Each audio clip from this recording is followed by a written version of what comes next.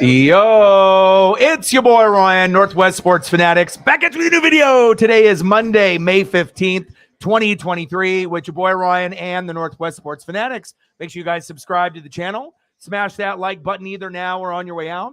Donate to your boy if you can. Cash App, $ ORION NWSF, or the YouTube Super Chat right here. We got the NHL playoffs, West second round. Game 7, series tied 3-3. Seattle Kraken versus the Dallas Stars. Live reactions and watch party with your boy Ryan and the Northwest Sports Fanatics. So we're going to get started. Obviously, the puck drop will be in about 20 minutes or so. So I wanted to get kind of settled in. Got a lot of photos, be able to prep and whatnot. Preston in the building. He's excited. He's in here early. How are you?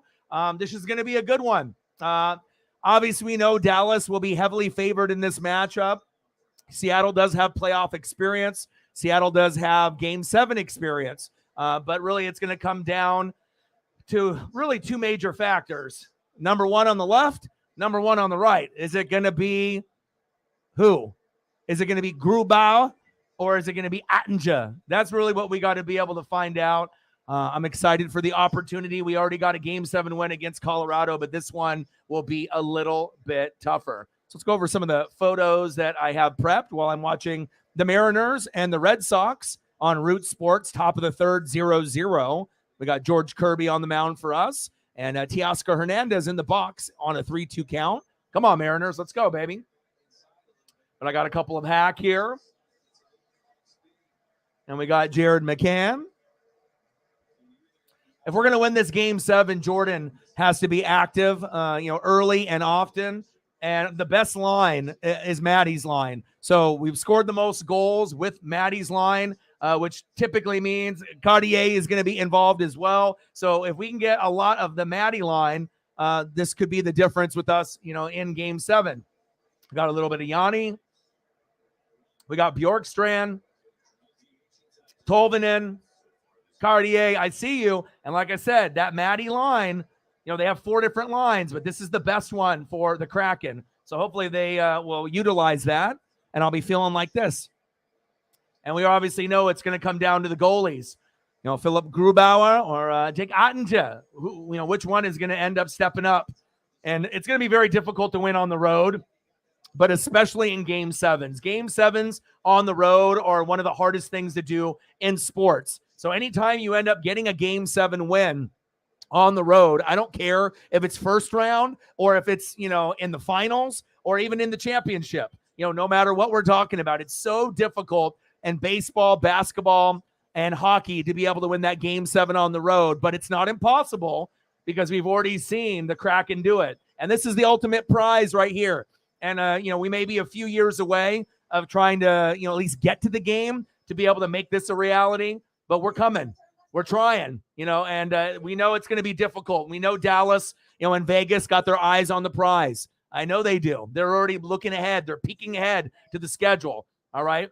But we just got to stay tough, and we got to score early. If we can get a goal or two early and set the tone and keep the crowd quiet, that's going to be huge. And another thing, I was going back and looking at all the stats and the analytics, right? We've only had one game decided by one. Right?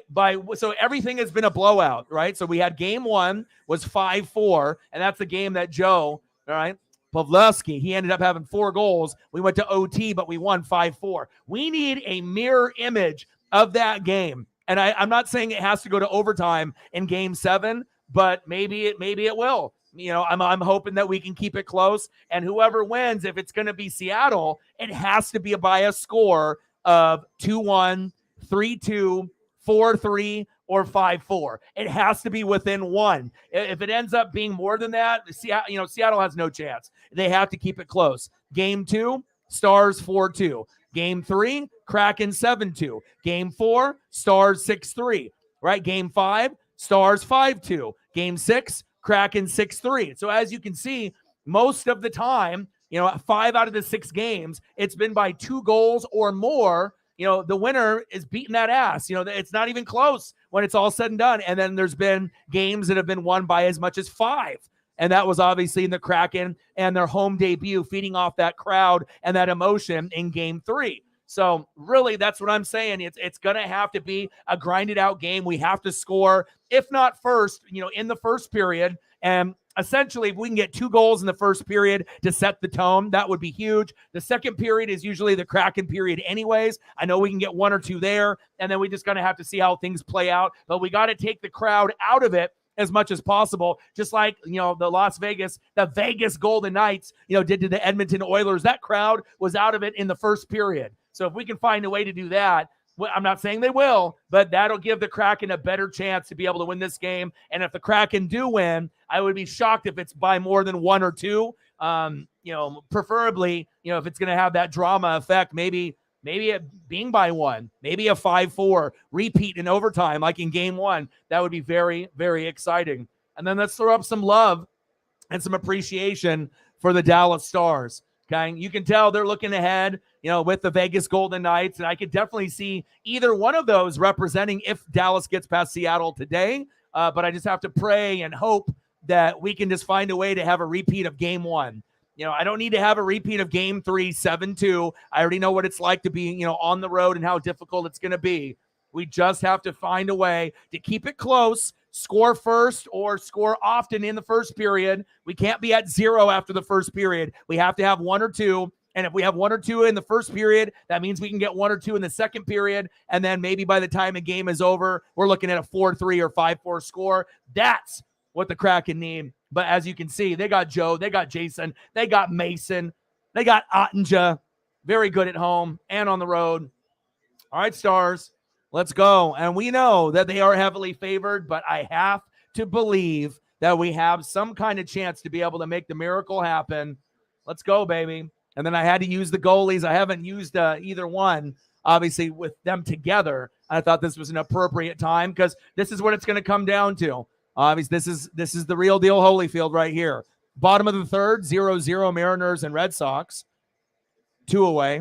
Let's go. George Kirby on the mound. All right, well, hopefully you get that settled in and ready to go. And I'm ready to go, baby. Let's get it. And like I said, we got about 13 minutes before we get started. We'll have some people come in here and keep this thing, and let's get it cracking, baby. I mean, it's kind of hard to sleep a little bit, anytime if you're a fan of a team that's in a game 7, you're a little bit on edge, a little bit of anxiety, but obviously I know the Stars are heavily favored. The Stars should win. I mean, they're at home, game 7. They're very dominant. Like I said, it's going to take a miracle effort. And I really do feel like I mentioned it. If we play this game 7 10 times, the Kraken probably only win it once, maybe twice if they're lucky. So this is not going to be something that's easy. So if Seattle ends up doing it, we need to celebrate this like we celebrated them beating the Avalanche. Game 7s on the road are so fucking difficult. I mean, if you don't think it's difficult, look at the Sixers against the Boston Celtics. They were probably the most even, at that point going into that game, where some people thought that if Philly played really well in that first half, that they may be able to steal one from Boston, and maybe the Sixers would be able to win it all or play against Denver or the Lakers. But it shows you can play good at home. You might have stolen one on the road earlier in the series, but game 7 fans are on another level. And that's why I know these Stars fans are going to be fucking wild. They're going to be crazy. They're going to be loud. So we need to make sure we get them out of the game early. And if you're a Stars fan like Preston, you want goals early and often. So the goal for each team is to get off to a fast start, score a goal or 2 in the first period, get the crowd going. And obviously, if Dallas does that, it's going to be harder for the Kraken to be able to match that energy and catch up. But if the Kraken score first, or we get a couple goals, 1-3 in the first period, and shock the hell out of Dallas and the fans, and they get a little quiet, like the Edmonton fans did in obviously game 6, I know that we can keep that momentum into the second period where we can score 1 or 2, and then we'll just see how things play out in the third period. But that'll be the only way I feel that the Kraken have a chance. You have to get going early and often, and the first 2 periods are going to be the key periods to set the tone. And then the third period, you'll fill each other out, and hopefully at that point we're ahead, and then Dallas is playing catch-up. Maybe we go to overtime, maybe we don't. But, if Dallas gets going early, and they get a goal or two early, it might end up being a blowout. And that's the last thing that I want to see. I don't want to see a 5-2 game. I don't want to see a 7-2 game. I want it to be competitive, and it would be really exciting, if we had a winner, right there at the very end. But again, I know how difficult this is going to be, but we have done it once before this season against the Avalanche, and we're going to try to do it again. We're in the top of the fourth, Mariners and the Red Sox. JP Crawford in the box. And then we're going to get the puck drop here in about 10 minutes. Let's get it, baby. This is what it's about. Let's go. I'm ready. And I got plenty of photos ready to go. Let's get it, baby. JP Crawford, 248 average, 1 home run, 16 ribbies this season. And this is the man. Hack. Hopefully he's got a good game plan, and we'll see what happens today with the lines. But I feel like Jordan has a very good chance to score. And again, the line that has to be able to do the best, that's done the best in the series, is Maddie's line. So hopefully we get a lot of Maddie. And if Maddie scores early, then we're going to know that we're going to set the tone. But you also got Yanni. You got Oliver, Tolvanen, Cartier. Let's go, Kraken. We're in this. And who's going to do better between Grew or Ottinger? That's the question. Let's go, baby. Let's get it. This is what it's about. It's a beautiful picture, too. Let's go. Top of the fourth, 0-0. 1-1 count to Ty France. 272 average, 2 home runs, and 19 ribbies. I think I even still have my Ty France still up. Do I? Oh, bang, baby, I do. Let's go. Hi, Paisley. Let's go, Ty. And like I said, we got a couple minutes while we wait for the game to start. All right, so we might as well be able to take a peek at this Mariner game. Chopper foul. Hope everyone had a fantastic weekend. Happy Mother's Day. And I'll be able to see my mom tomorrow. I'll bring Paisley over to the house. We'll have a little bit of lunch. But tonight, this is the big one. Game 7, Kraken, Stars. Really the only thing going on tonight. I can't wait. Let's go, baby. Should be electric from the very start to the very end. Let's go.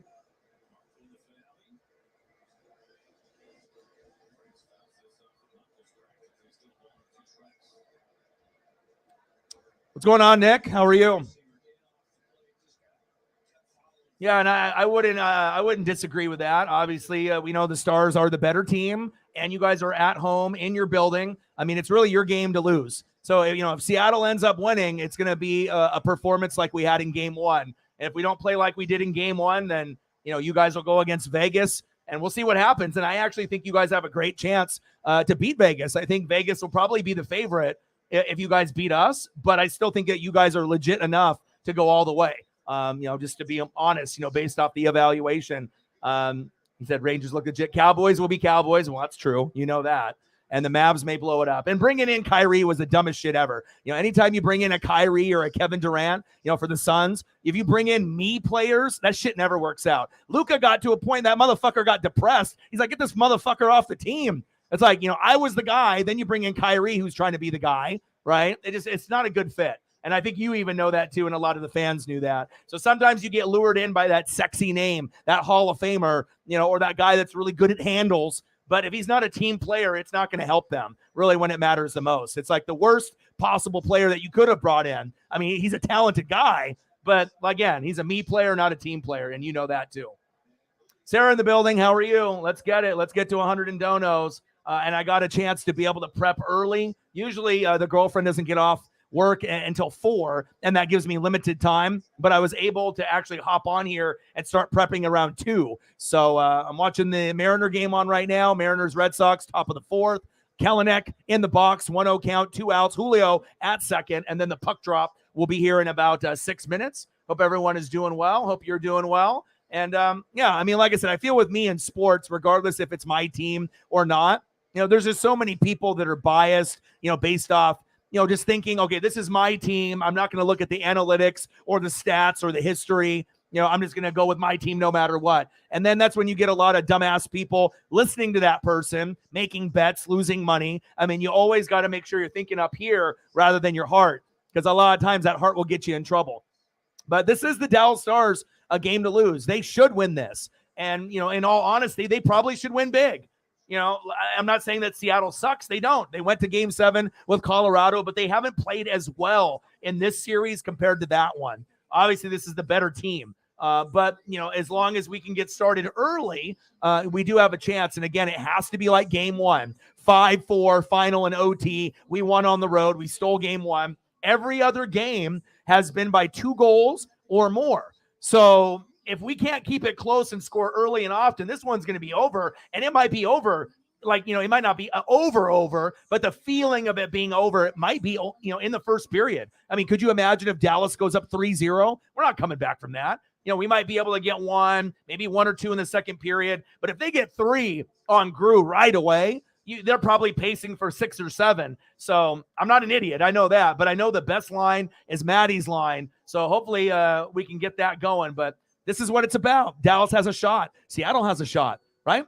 We got we already know Vegas Golden Knights, how good they are. And then obviously you got Carolina and Florida on the other side. And I feel, just me personally, I'm rooting for Florida to make it for the Cinderella story, but I don't think either team on that side is good enough to win it all. Do you? Do you really think Carolina or Florida? I mean, if it was one of the two, it's Florida because they beat Boston, beat Toronto. They're hot, right? They got hot, they got healthy. So that team could ride that momentum, or maybe they'll just get to the Stanley Cup and lose to the better team, which might be Dallas or the Vegas Golden Knights. And we're praying here it's going to be Seattle. But I think that's kind of how, based off the evaluation, Carolina, if they advance, they're not good enough to win it all. So, I mean, but I think Florida, if they get there, anything is possible. But maybe their luck runs out when they play a team that's a little bit better. They're hot.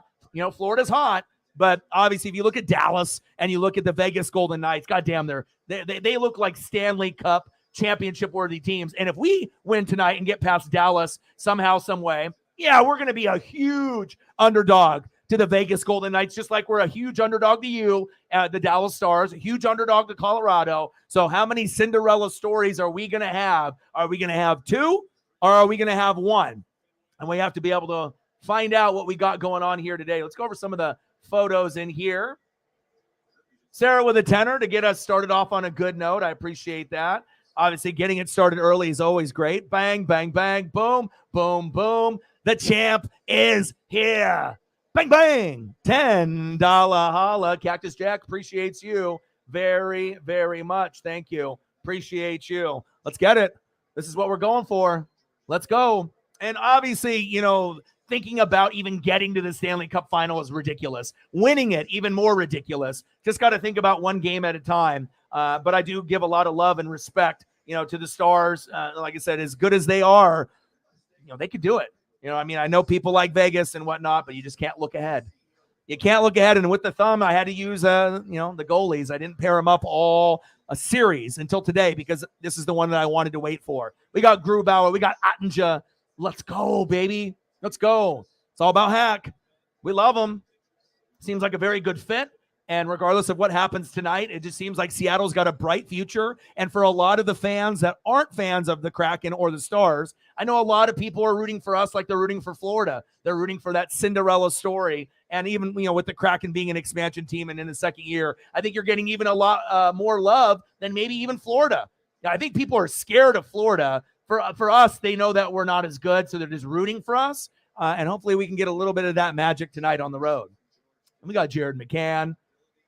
If the Kraken are going to win tonight, Jordan has to score a goal or 2 tonight. Facts. Same thing with Maddie. Maddie's line is the best line. I went and did the research and looked at the lines and the scoring. His line out of the 4 lines is by far the best. And what typically means when Maddie's line does the best, right, Cartier scores as well.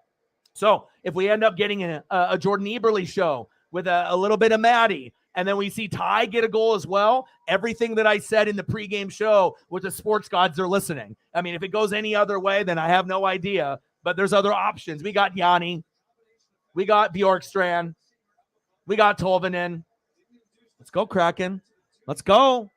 And it's all about Gru. We're only going to go as far as you're going to take us, just like Ottinja. It's only going to go as far. And he's struggled. He hasn't been as good in this series compared to the Colorado series. I think that's pretty self-explanatory, but that's also the talent that the Stars have. But hopefully we can find a way to win the same way we won game one. Every game has been by 2 goals or more, except for game one that we won on the road. And it's just crazy to think that Joe had 4 goals in that game. And somehow at the very end, we were still electric and we had our eye on the prize. Even though this may never happen, maybe it'll happen in a few years, but we want to be able to keep the season going. What a beautiful photo, huh? HD 4K. Look at that, the history, with all the engraving. Beautiful. Let's go. Let's go, baby. Let's get it. And let's give some proper love to the favorite. And obviously, home teams dominate in game 7s. So obviously, I know that Dallas is favored. This is Dallas's game to lose. And if they score early, we might be fucked. And I get that. So that's why Seattle has to set the tone. We can't get too far behind on faceoffs. We have to be the hard-hitting team, and we have to have more shots on goal, period. And if we're aggressive in that first period and we score 1 or 2, then we're going to be in good shape. But if not, and Joe goes off, I'm not saying he's going to go for 4 like he did in game 1, but probably a very high probability of Joe getting a minimum of 1 tonight. Now, Jason Robertson, had 40-plus goals in the regular season, has been quiet, hasn't scored a goal yet, but he's been getting active in the assists, so don't be surprised if he ends up getting on the assist train and getting some more points for himself as well. And we got Jamie Benn. I won't leave you out. I'm giving the Stars plenty of love. Hey, I'll give you a little Mason as well. Ottinja, the goalie. Love that one. And the Stars, baby. They're legit. The real deal Holyfield. Not going to be easy. But we have to believe. Let's go. I'm ready. What do you want to see for a photo, Sarah? I got you. Appreciate that. 90 to go to hit the first goal. Let's do it, baby. $10. Let's get to a hundo. All right, yeah, keep me posted with scores and everything else. And I got to actually get out of this and actually get to the game because I had it on Root Sports. And with Root Sports, it's 0-0 bottom of the 4th. But we got to get into the action, baby. All right, here we go. How is too loud for my phone? 82? No. For my TV. 82? I might be blowing my shit up here. I actually like the Rangers and what they've been able to do. They even haven't had their pitching staff healthy. You got some superstar studs that have not been able to be there. Obviously, you had Seager as well that has been injured for a good chunk, of the season. So I feel with the Rangers, it's a nice surprise. And you're starting to see like the Pittsburgh Pirates, the Orioles, kind of teams that we knew that are getting slowly but surely better, but I don't think we anticipated, like Seattle and Houston to do is so shitty early on. Maybe the A's at the bottom, we know they're dog shit with the Royals, right? But then the Angels and the Mariners, okay, we'll be kind of close to each other. But I think most people thought Houston at 1, maybe Seattle 2, and then Texas would be probably, at the same spot as the Angels or maybe higher, depending on how they played. So obviously it's a good sign early, but nobody knows. I really feel at this point if they can sustain the greatness because, Houston and Seattle, we're coming. And obviously, with our pitching staff and, the hitting is still kind of piss poor, for us. But I do like what I see. And honestly, if the Rangers ended up making the playoffs and ended up winning the division, even though I'm a Mariner fan, I think it would be pretty cool. It's cool to be able to see new teams get better, especially when people don't believe in them. But also the same thing goes for the Orioles and the, Pittsburgh Pirates. Can they sustain this, obviously win-loss record as we get past the All-Star break? So I don't think, no one is going to give you guys credit, and obviously it's not going to be necessarily haters in the division. It's just like, everyone's going to be talking about the Dodgers, the Braves. They're going to bring up, the teams that they feel that are going to be able to do the magic. But maybe this year, just like in the NBA playoffs and the NHL playoffs, maybe we have a couple new teams that join the party, like the Orioles and the Pittsburgh Pirates, and maybe they upset somebody. And who the hell knows? Maybe the Rangers will be one of those as well. So And you already know, Nick, I can go over everything. I mean, I cover and read on all sports. So, and like I said, I hope you guys keep it moving. And that's me being genuine and honest, honestly. Like I said, if it's the Astros or the Angels, then I'm like, that's my number one rival. I don't really have a problem with you guys or the A's, but even if you guys, had that same type of Astro mentality or the Angels, I have to be genuine and just honest. And like I said, I hope you guys can keep sticking it out, getting healthy. Hopefully the pitching staff will be there, and the batting averages will improve once we get into June with that hotter weather. But we'll see how it goes. No guarantee it's going to last past the All-Star break. But so far so good, right? You got to be happy on where you're sitting right now. So, Daniel in the building, how are you? Jameson in the building, how are you? Hey, I'm it's a miracle. It ain't going to be easy, but I'm hoping for a little bit of magic like we had in Colorado in Game 7 on the road. Let's go, baby. You want some Tatum? Okay, I got that. All right, Preston's back.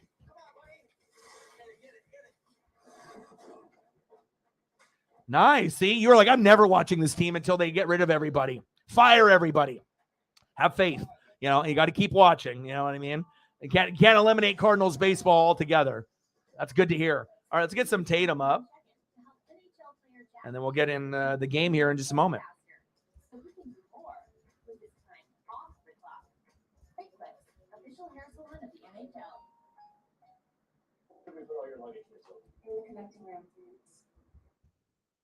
And I did see a very interesting stat on the matchup between the Celtics and Tatum, right, and the Sixers. And with Embiid, he had the worst differential. His points per game went down by almost 10 points from the regular season when he won the MVP. And it's the biggest drop-off from any MVP, like, ever. Like, normally, like, your stats get better or stay the same, once you have a certain points per, game average. And then on top of that, right, he ended up calling out the teammates. He's like, it has to be more than just me and James, even though other guys on the team, like Tobias Harris, scored more. It's like, come on, bro. That MVPs don't do that. MVPs don't do that.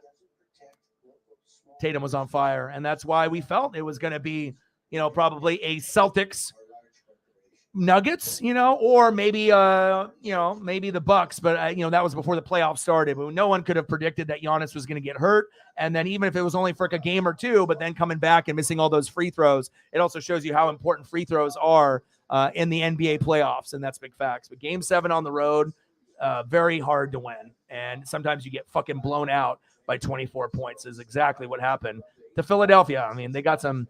I mean, they kind of have like a.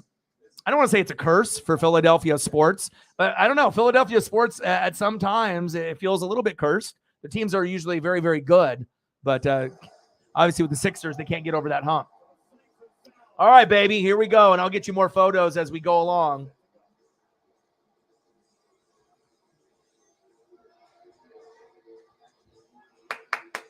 All right, let's go. We got to have a game just like Game 1.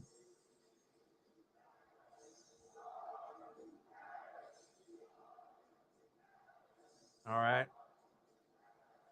Appreciate that. Thank you for sharing that on the Twitter there. And let's go. Good vibes only. Let's get it, baby. Let's go. This was me last night. Okay, thinking about the game. This is me right now. Let's go. 3:35 until the puck drop. Oh, baby. Let's go. Let's go. That's what it's about. Got to have an electric building, and I know we will. Let's go, baby.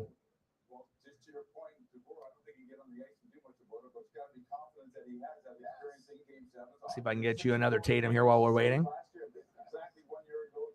Appreciate you. Here we go. So I got you Tatum. We got Game 7, baby. $10 dono from Sarah. She wanted some Tatum. I got you Tatum here. I got you Tatum there. I even got one more for you before we get going here.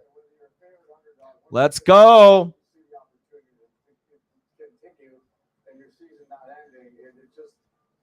We got one more. There it is. Appreciate you. Let's go. Oh, baby. Let's get it. Game 7. West second round. Series tied 3-3. What goalie will play better? And who will be able to get going early? That's really going to set the tone. Release the Kraken, baby.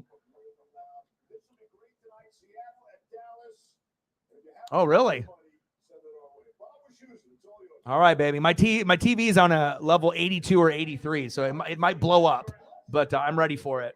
Still hot as hell, but I still got the hoodie on. It's like 90 degrees here in Oregon.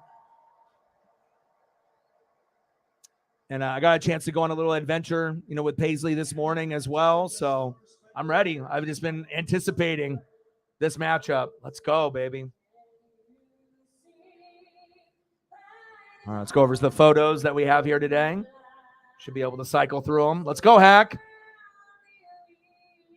Let's get it, baby. I don't want this to be the last game of the season. Jared McCann. Eberle. He's got to score at least once tonight. And we got to have Maddie score as well. That's going to be the key. Maddie's line is the best line for the Kraken. So we need Jordan and we need Maddie. If we get Jordan and Maddie today, I think we can win. But like I said, I'm not sure if that's going to happen. But if it does, your boy said it first. We got Yanni. We got Oliver. Tolvanen. And also, if Maddie's line does well, right, that also means that Cartier might score as well. So keep an eye on Ty and keep an eye on Maddie as well as Jordan. Those are the keys. Let's go. And obviously, Gru, we will only go as far as Gru will take us. Same thing goes for Ottinger. Let's go. Release the Kraken, baby. Let's go, Gru. I'm ready. The building is electric. It's about this. Let's go. I'm ready, baby. And let's give some love to the Stars here as well, because I'm not a hater. It's good sports karma. We got Joe. I see you, Joe. He's easily due for one. Hopefully not more than one if we want a chance to win. Then we got Jason. Hasn't scored in the series, but he's been getting more active in the assists. And we got Jamie Benn. We got Mason. Ottinger. Stars, I see you. Here it is, Game 7. Let's get it. 2-0 Mariners. Nice. I have it recorded. I got to watch the first 5 innings or so. So hopefully we'll get some people to come in and have some fun today. Stars, Kraken, Game 7. Let's fucking get it. Let's go. Release the Kraken, baby. Oh, baby. The energy is electric in the building, and we got to quiet this crowd. Just like Edmonton, they tried to have that crowd to be a factor in Game 6, but Las Vegas, the Vegas Golden Knights said, nope, not happening. I mean, Game 7 energy is a different type of energy. But I think that we can shut them up, but we have to score a goal or two in this first period. Let's go, Kraken. Let's go.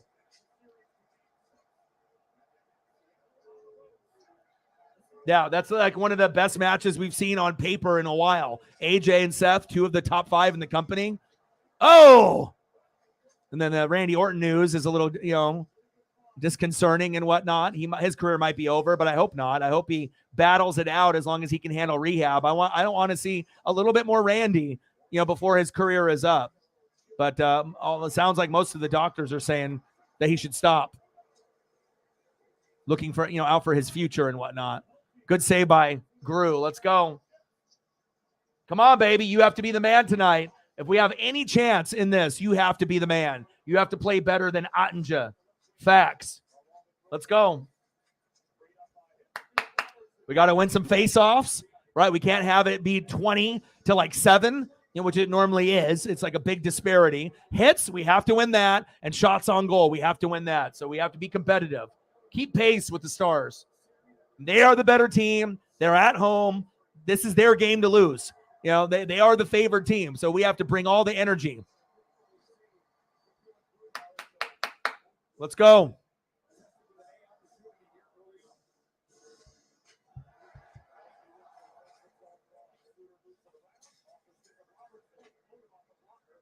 Ottinger with the save. All right, come on, baby. Let's go, Seattle. Oh, good save. Good defense there by the Kraken. Stay aggressive. We just can't get too aggressive where we get into the power play.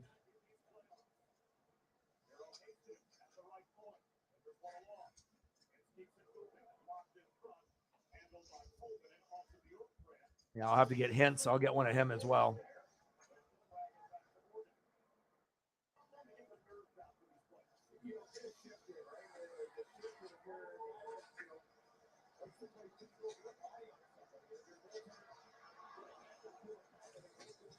Get it out of there, Gru. Good job.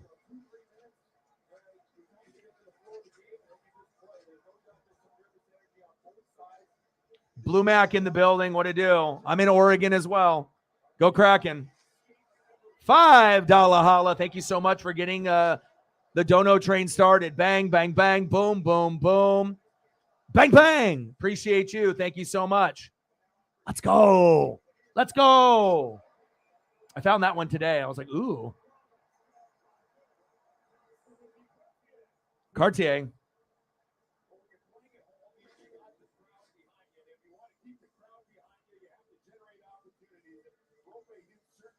$15. Let's get to a hundo. 85 to go. Yeah, we got to score first.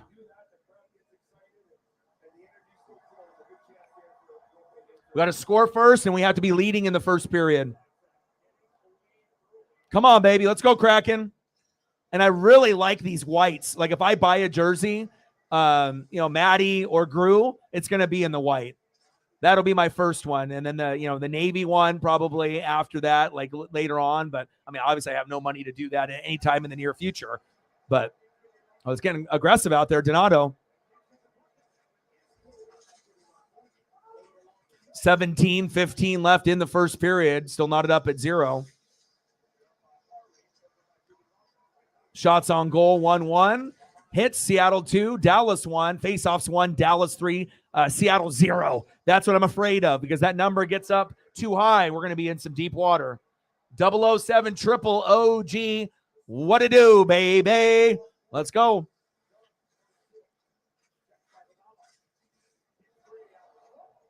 Let's go, Kraken. So Eberle and Maddie. Jordan and Maddie, those are the keys for today. Obviously, we know the number one key is this, right?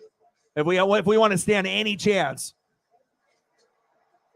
Good save, good block, and good defense there. Oh, hit the post. Jordan, Maddie, we need you today. Let's go.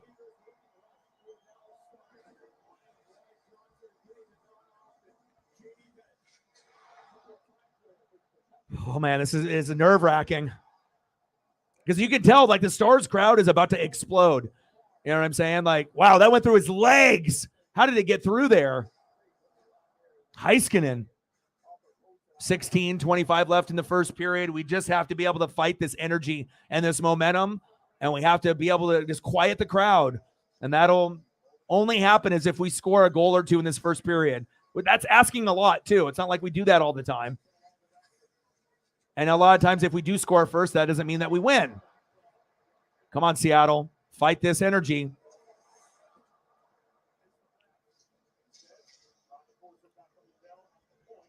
Come on, Kraken. Let's go. And even though I know the Stars are the heavy favorite, I actually, in my genuine opinion, I do think we have a shot. Like, when you watch the Edmonton and Vegas matchup last night, you knew that it didn't feel like Edmonton was even in the game. They were just, they did emotionally, physically, mentally, it just looked like they were out of it, and Vegas was the better team, and they ran away with it. But I feel that, we legitimately do have a shot. It's not like we're just happy to be here, and we'll be a heavy, underdog against, Vegas as well if we even come out with this victory. Come on, Gru. Head on a swivel, baby.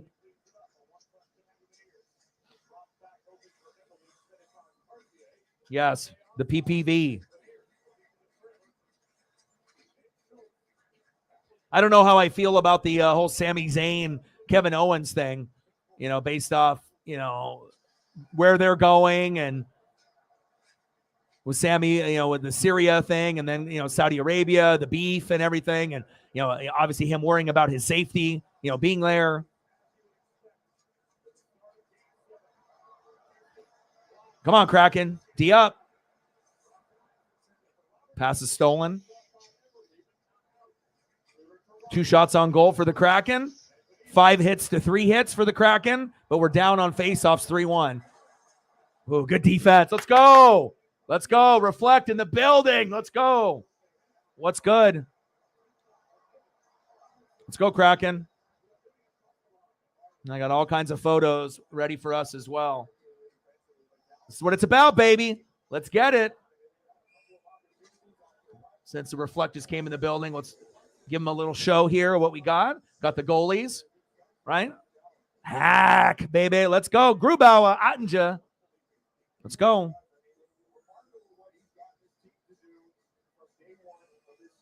And we got McCann. Jordan Eberle, he's got to be a factor tonight. He's got to score at least once. And the best line that the Kraken have is Maddie's line. So if we can get Maddie's line going, we're going to win this game. And we got Yanni. We got Bjorkstrand. We got Tolvanen. Cartier, he could score as well because he's in the same line with Maddie. Release the Kraken, baby. And it's all about Gru. We know this. I'm putting in that work, baby. Can't just have 1 or 2 photos. You feel me?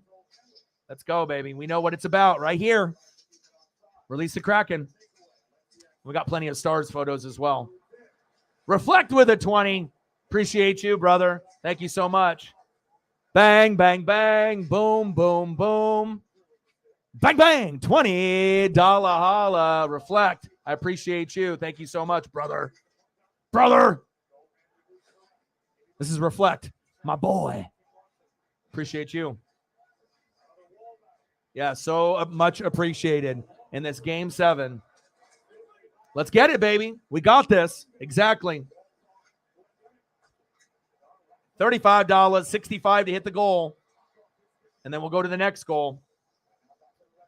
Yeah, and like I said, I did some extra research. I mean, obviously, we never win the face-offs, right? But we can win the hits and the shots on goal, right? But we don't want to be like Edmonton where we have like 40 to Vegas's 20, and then they still get their ass kicked. They have to be quality shots. But obviously, Dallas is very aggressive, which they should be because they're feeding off the momentum of the crowd, you know, and this is going to be something where we have to score a goal or 2 in the first period. Good defense. Get it out of there. Get it out of there. Woo! Yes. What a save. Get the fuck out of here. Yes, sir. Yes, sir. Let's go. Oh, baby. And since Gru hasn't given up a goal in 8 minutes, that's a little unusual. So obviously we're bringing our best performance right now. They got us with a cross check.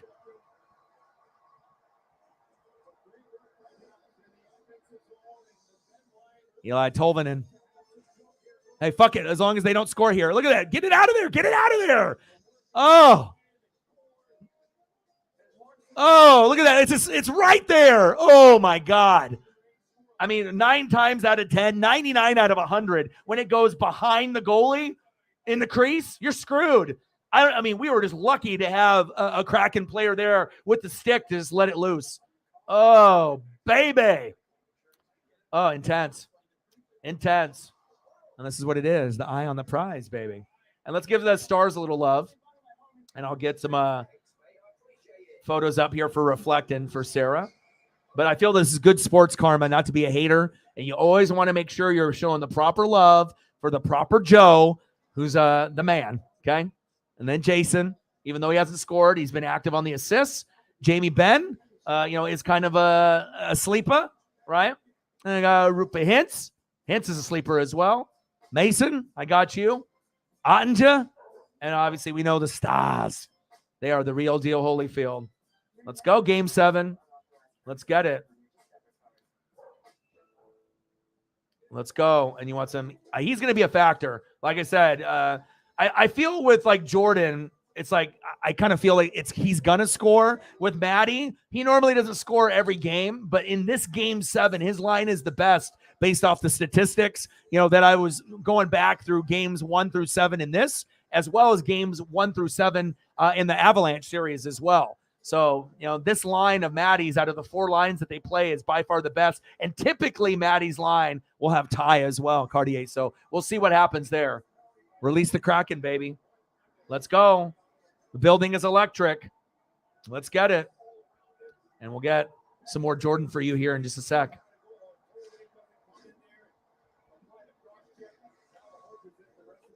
Shout out to Sarah with the 2 donos and Reflect to get the momentum started early. Anytime we can get the dono train started early within the first 30 minutes or hour, it definitely sets the tone. So thank you.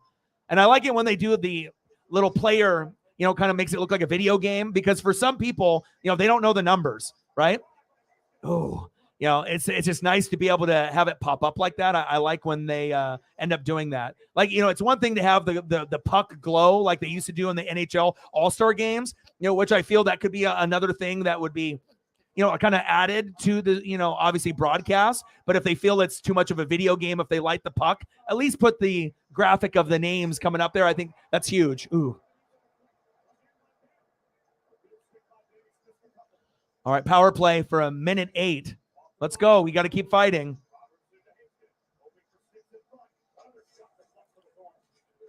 One minute left. Come on, Seattle. And normally when Seattle loses, right, in a matchup, right, what happens? Seattle gives up goals within the first fucking minute, the first 30 seconds, the first 2 minutes, the first 5 minutes. We're already halfway through almost, and no goals. So that is a very good sign that Grew is locked in, and they've gotten more really good attempts here. He's locked and loaded. We know the pressure. We've already been in this situation with the Avalanche in Game 7. Seattle has a shot. We legitimately have a shot tonight. Because obviously if we would have given up a goal or two within the first couple minutes, we're like, same old Seattle. Can't get it done when it matters the most. But it feels a little different today, doesn't it? It feels a little different. Come on, Kraken. I mean, how many shots are they going to have here in the zone? We got to get the puck out of there. Hang on for 10 more seconds here. Stop flopping, Stars. You ain't going to be like LeBron James with all these flops. Good defense. Amazing defense by the Kraken in the first 10 minutes. Let's go, baby. Unbelievable. Come on, Hack. Let's go.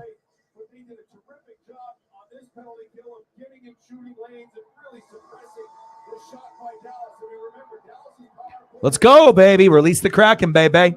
1 second left on the power play.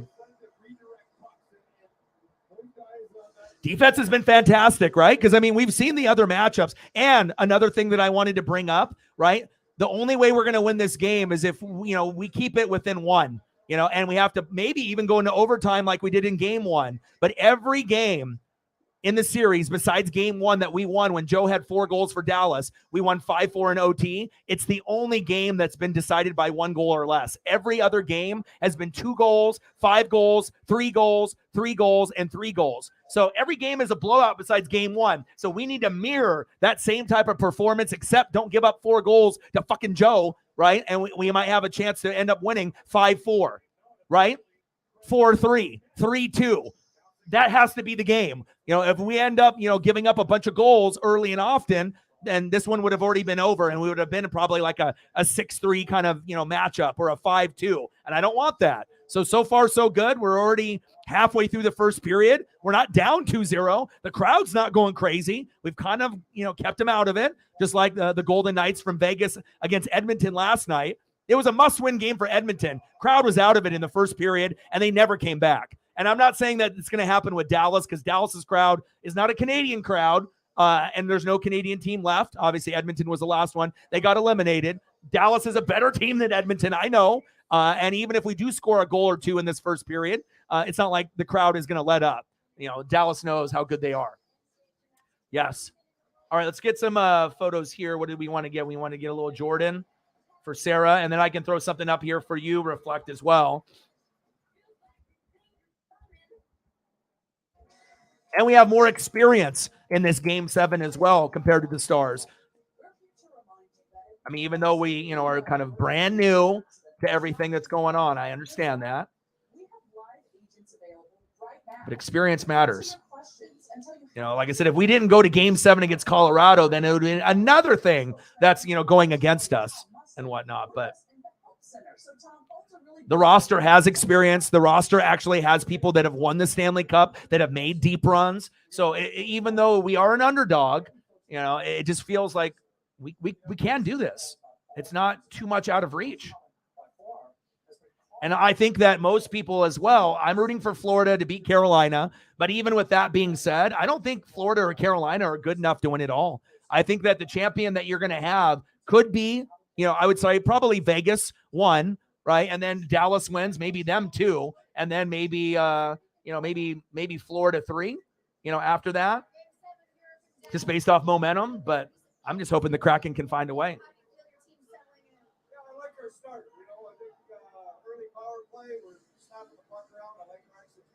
Let's go.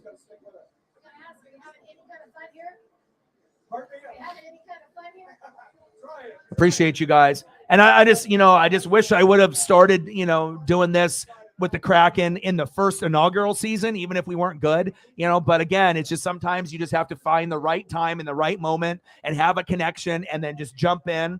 And now if I would have went to a Kraken game last year or this year, then I would have already started to do the games because I would have felt the energy. I probably would have bought a jersey, drank some beer, had a hot dog, and, just would have loved the whole environment. But I just haven't got a chance to go to a Kraken game yet. So that's probably a part of it. But hey, better late than never. We started at Game 7 in Colorado, and we're not going to look back. And I will do regular season games of the Kraken in the future too, as well as playoffs. So it's not like we're just doing this, as like a flash in the pan. We're going to do NHL on the channel as a consistent thing moving forward. So. Whew.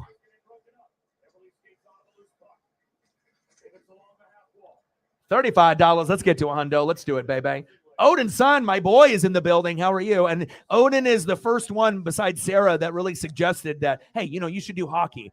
But I didn't know enough. I wasn't scared to do it, all right? But I understand how hockey fans are passionate. They're not stupid. So I have to be able to get like pronunciation. I have to study. I have to watch film. I have to watch the games. I just can't hop in blind, and do it. You can't hop into anything blind and be good at it, so it takes time. But for me, just starting off really, since Game 7 of the Avalanche to now, I feel so comfortable. Like, I still have a long ways to go to learn the league as a whole. I have a good grasp of the history and whatnot, but I feel that the energy with playoff hockey is something else.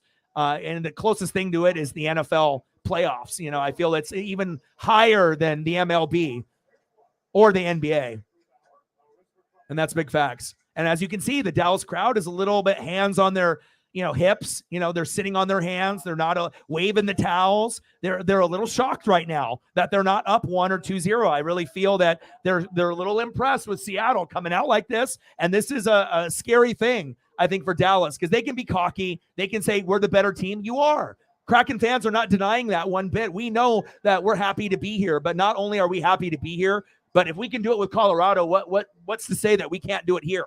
So, and I know that a lot of people globally and in the U.S. are rooting for us in this matchup. No disrespect against Dallas. If they play against, the Vegas Golden Knights, that's a better matchup, for two elite teams going at it. Dallas would probably still be the underdog, but they would have a chance. Dallas feels like Vegas, a, Stanley Cup team, right? I'm not saying that Seattle isn't, or Florida or Carolina, but it's going to take a hell of a lot more for Seattle, Florida, or Carolina to win it all than those two teams. Those are the two best that are left, in my opinion, besides Florida, who's been the hottest.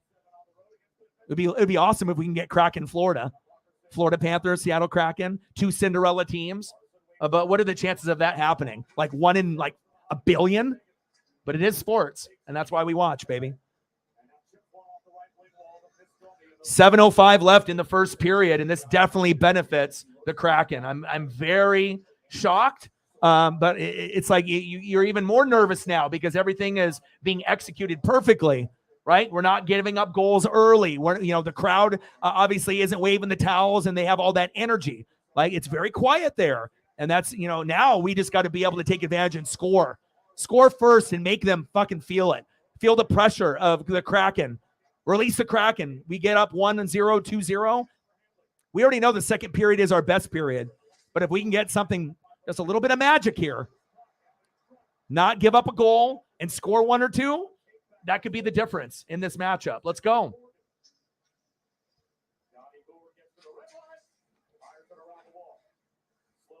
Yes. Yeah. Well, not only that, but I've started to embrace, the teams and starting to know, like, the Connor McDavids, like, like at first when you guys were talking about some of these players, like I didn't really know, who's who and how good they are. Like I was familiar with, I heard the names before, but I didn't really put a face to the name. And then to be able to actually watch games with these people, then it makes sense, but you just can't watch highlights and, little, reels and little shorts and think that hockey. It's way more complicated than that. Oh, we got a penalty.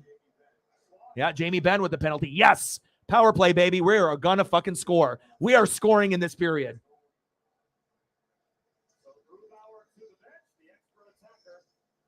So when I lived in Minnesota, it was the Stars. Then Dallas took them, and then it went to the Wild. Correct. That's there now. Oh, okay. Saying, even, I mean, I'm not, 100% expert, but even, I keep up.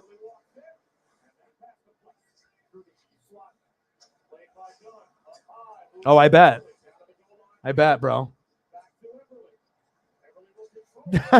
They're growing up. Protective dog.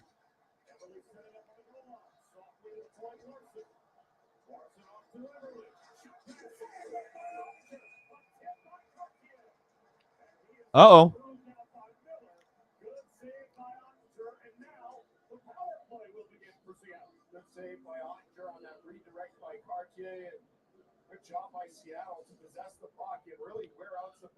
Let's go. I like the vibe that I'm feeling right now. And I think Kraken fans right now, it's like, this is exactly what we wanted. And if we're not going to get like a 1-0, 2-0 lead, having it being 0-0 is a huge win for us. We're on the road. Gru hasn't given up a lot of goals. His confidence is high. You know what I mean? The team is playing great. Oh, yeah. That's a penalty on Ben. Come on, Jamie. You think that we didn't see that? You got caught, bud.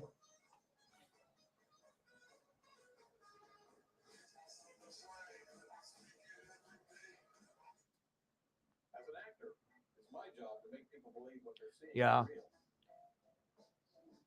Well, I think it just in general, people care, about, other people, like how they feel about them, this and that. And as you get a little bit older, you start to realize that shit doesn't matter. It's just better to be you and be original. People are just afraid to be original and just be themselves, if they're going to get teased or mocked or trolled or whatnot. But then you start to realize those people that are kind of, not off, but they have different hobbies that are a little weird, you know what I mean? But those end up being some of the coolest people that you'll ever meet.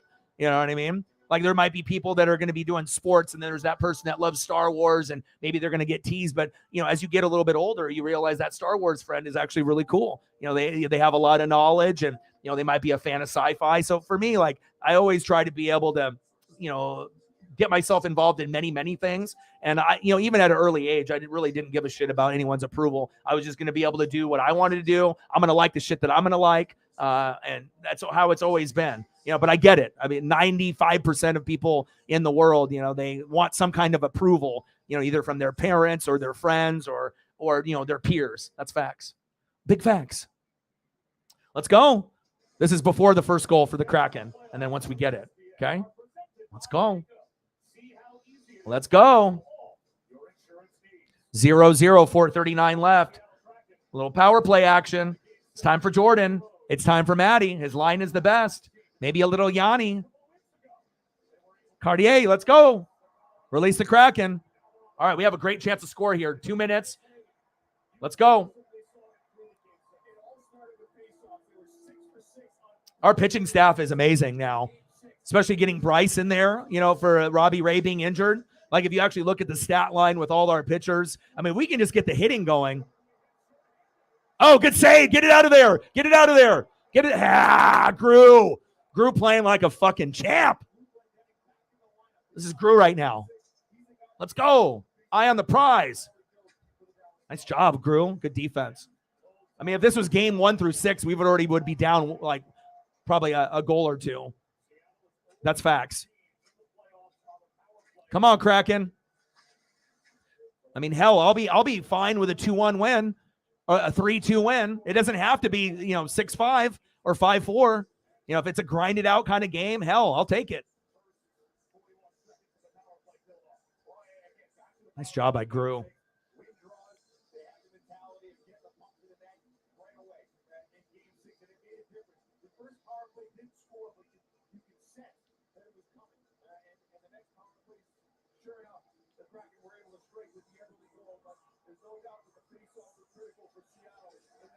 I mean, like I said, I don't know if we really realize how good Bryce was going to be, but with Ray out, it's like a blessing in disguise. We already knew Robbie would be up and down flexing. Obviously, was just a guy that was a filler. So he's like the new Marco from a few years ago, and Marco was our weakest link, and we're like, this guy sucks, right? So other than that, but now we got with Bryce and Logan Gilbert and Castillo, right? And then you got George Kirby. Like everything is kind of coming together now for us. But the hitting is still off. They still need to move Julio in the lineup, and we're still reaching and pressing a little bit and, swinging too much on first pitches and second pitches. We need to work the count better, and hopefully that'll happen as we get into June. And Scott can address that because too many pitches are being chased by our guys. And if you look at the batting averages of our guys, it's just ridiculous. Like the guys, the 1 through 6, we should have at least 3 guys at least over 300, or, if not 2 guys out of 6 over 300, and the other 4 close to 280. But some of the guys are closer to 200 than 300, and that's a fucking concern. So we're too good for that. So hopefully we'll be able to get, those 6 guys in the lineup, to 280 and above, and then the last guys, 7, 8, and 9, we can get at least those guys closer to 250. 6 seconds left in the power play. I watch every Mariner game, so I'm very exposed to everything that they got. I'm either watching or I'm going to watch the replay.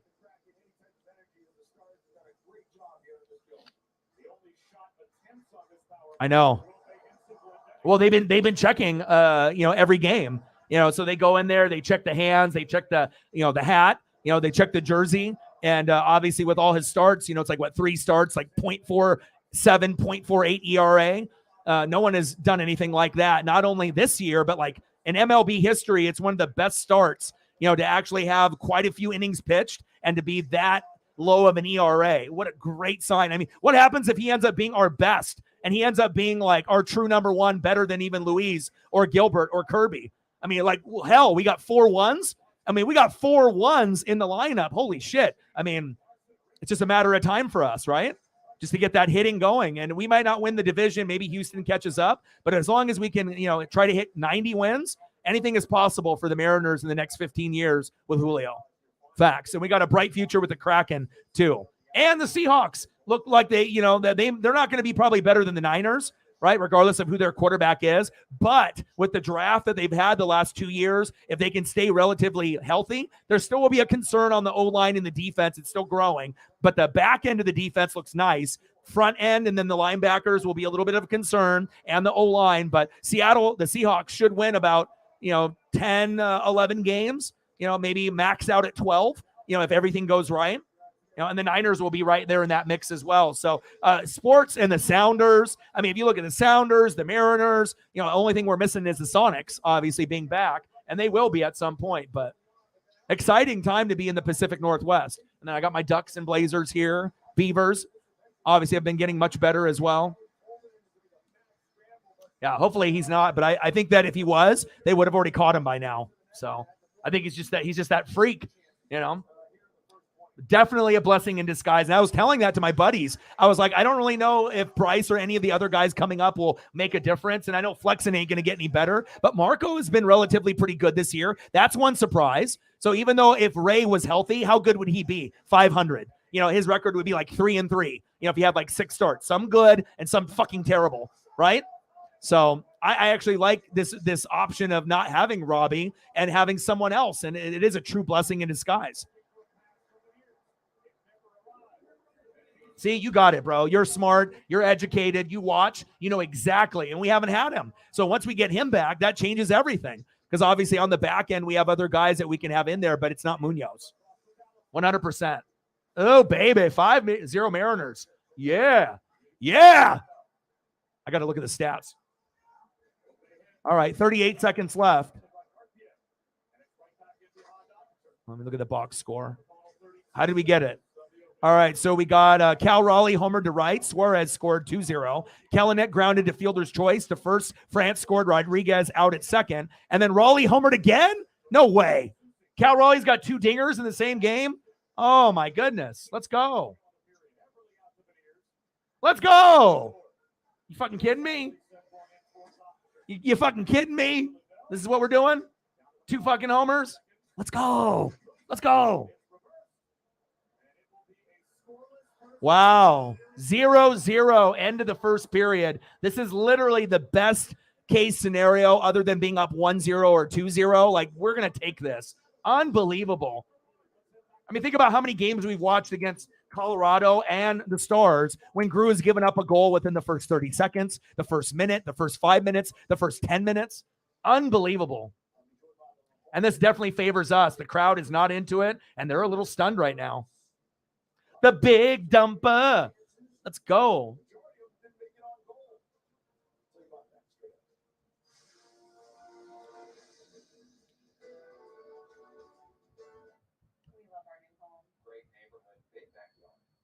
Love it.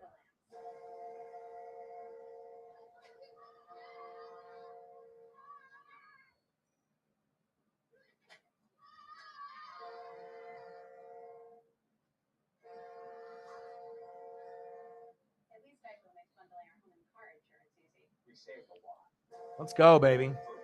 All right, so we're going to take a look at the stats.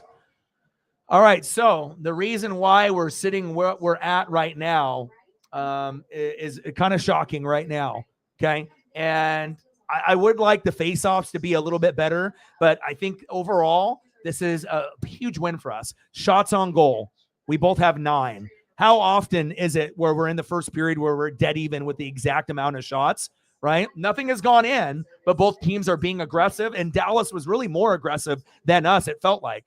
Hits, right? It can't be Dallas today. Seattle 12, Dallas 7. I like that. So we're staying aggressive, trying to keep the other team out of it with the Stars. Face-offs 1, Dallas 9, Seattle 4. We got to be better there, but that's expected for them to be a little bit up on us. But I would have liked it to be like, maybe, let's see if it's out of 13,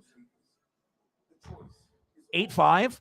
A little bit lower, a 7-6 might be asking a little bit too much because we know how good Dallas is, and penalty minutes is 2-2. But even with them winning 9 faceoffs, we found a way. So again, we have to be able to play like we did in game 1, where we won 5-4 on the road in OT, because every game from 2 through 6 has been by 2 goals or more the winner. So we need to keep this within 1 goal game.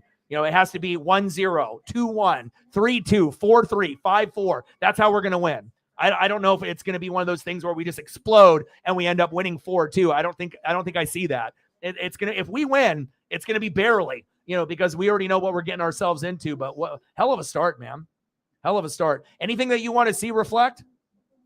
Photo-wise for your dono? I gotcha.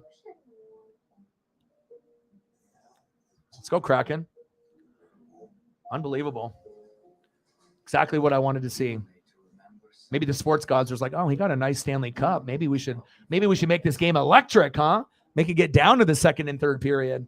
But really what it came down to, we already knew this going in, right? And obviously there's a particular reason why I chose the thumb the way that I did. I waited until I felt game 7, if we were going to get there, to make sure that we go down to the nitty gritty on the guys that are really going to, make the outcome happen. It's either going to be Grew or it's going to be Ottinger, right? And so far, so good. And we already know how good Ottinger is at home. So it's just, I'm just really surprised on how well Grew is doing in this matchup. I mean, everything is going according to plan besides us actually having a 1-0 lead. Very impressed. And this is exciting. It's like the reality is actually like, I think it's also too by not being cocky, and not being, like a lot of other fan bases and you have to be able to think here, and give credit where credit's due. Don't be biased. Show that love and that appreciation for both teams. And maybe the sports gods got something in the bag for me tonight. Feels like it.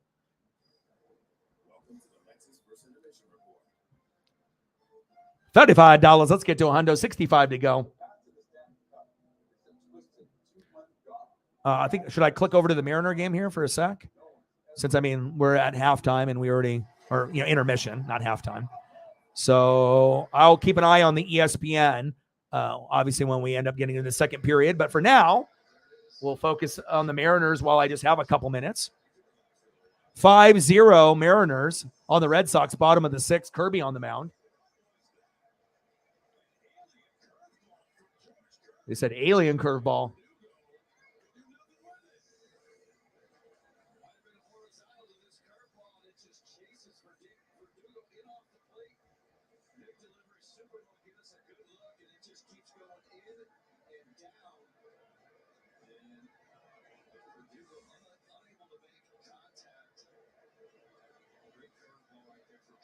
Come on, George.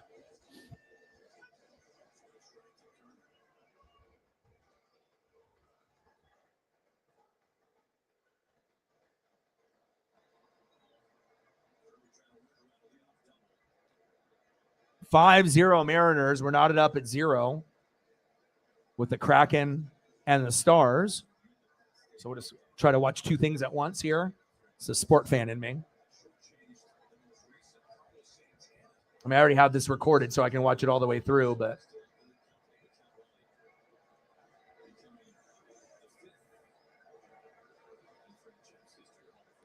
come on, George. Let's go, baby.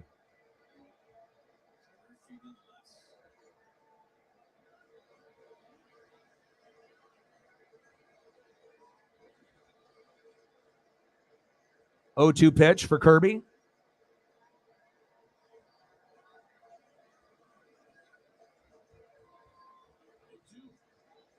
Pitches outside. 1 ball, 2 strikes. Shit. Let's go.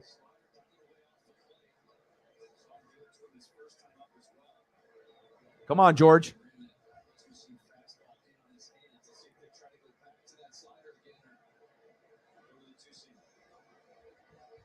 One-two pitch.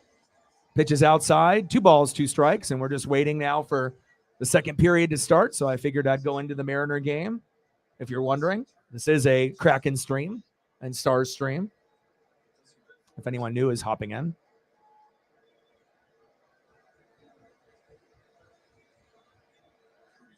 Two-two pitch for George. Count is full. 3-2 count.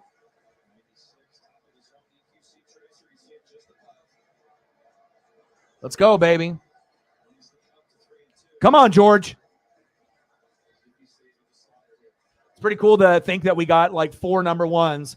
Bryce, Kirby, Castillo, Gilbert. And then we got Marco Gonzalez, even though he's not a 1, but he's playing like a solid 2, which is like so surprising. You know, at one point a few years ago, Marco was our best pitcher. So it shows you how far we've come in just a matter of a few years. And then adding guys like Cal Raleigh and Julio, Suarez. 3-2 pitch for Kirby. Dribbler down third. Get his ass. Suarez, 2 away to France. Nice job. The Cash App needs to be checked, he says. He said, check it. My buddy's like, dumper, dumper, dumper. Oh, shit.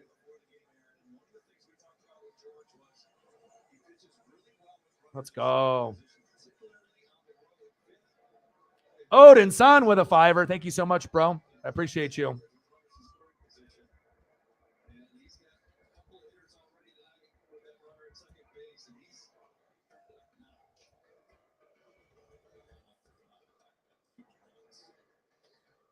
Odin San with a 5. Bang, bang, bang, boom, boom, boom.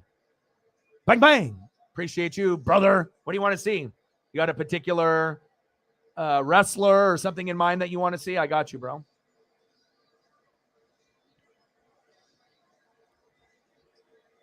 Yes, thank you so much. Appreciate you. $40, 60 to go.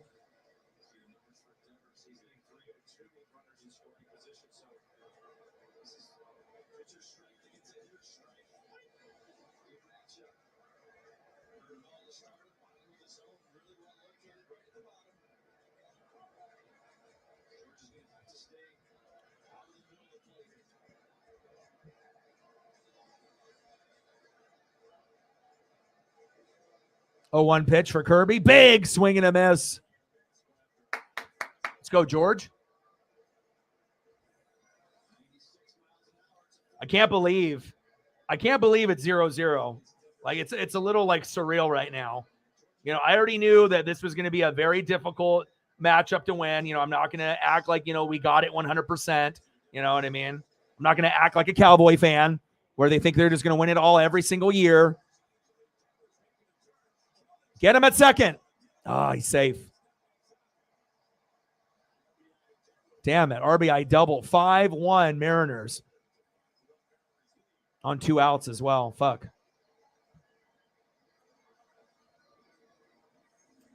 How's Monday Night Raw been so far? Has it been halfway decent? What are we thinking? Has it been good? Because I know NHL playoffs have been great. What a photo. Oh, I got to go get my Snapple out of the freezer. I got to turn it back too because I know we're going to get back to the second period here.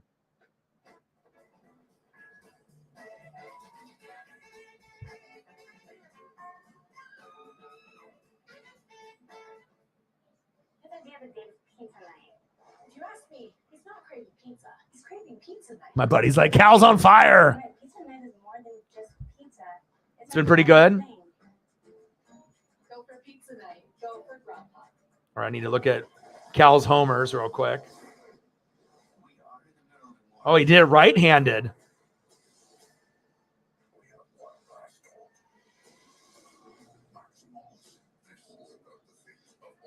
No way. He did the first one left-handed, and then he did the second one right-handed. Get the fuck out of here. Are you fucking shitting me? Hold up. I just fucking got the highlight. Hold up. Hold up. What? The first one. Oh, my God. He crushes it. Back. Gone.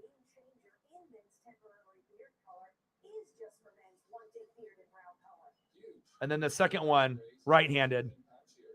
Get the fuck out of here. When's that? That is going to be a stat that we have to look up. When's the last time we had someone hit 2 home runs, one left-handed and one right-handed? That's got to be some kind of statistic there. I doubt that happens that often.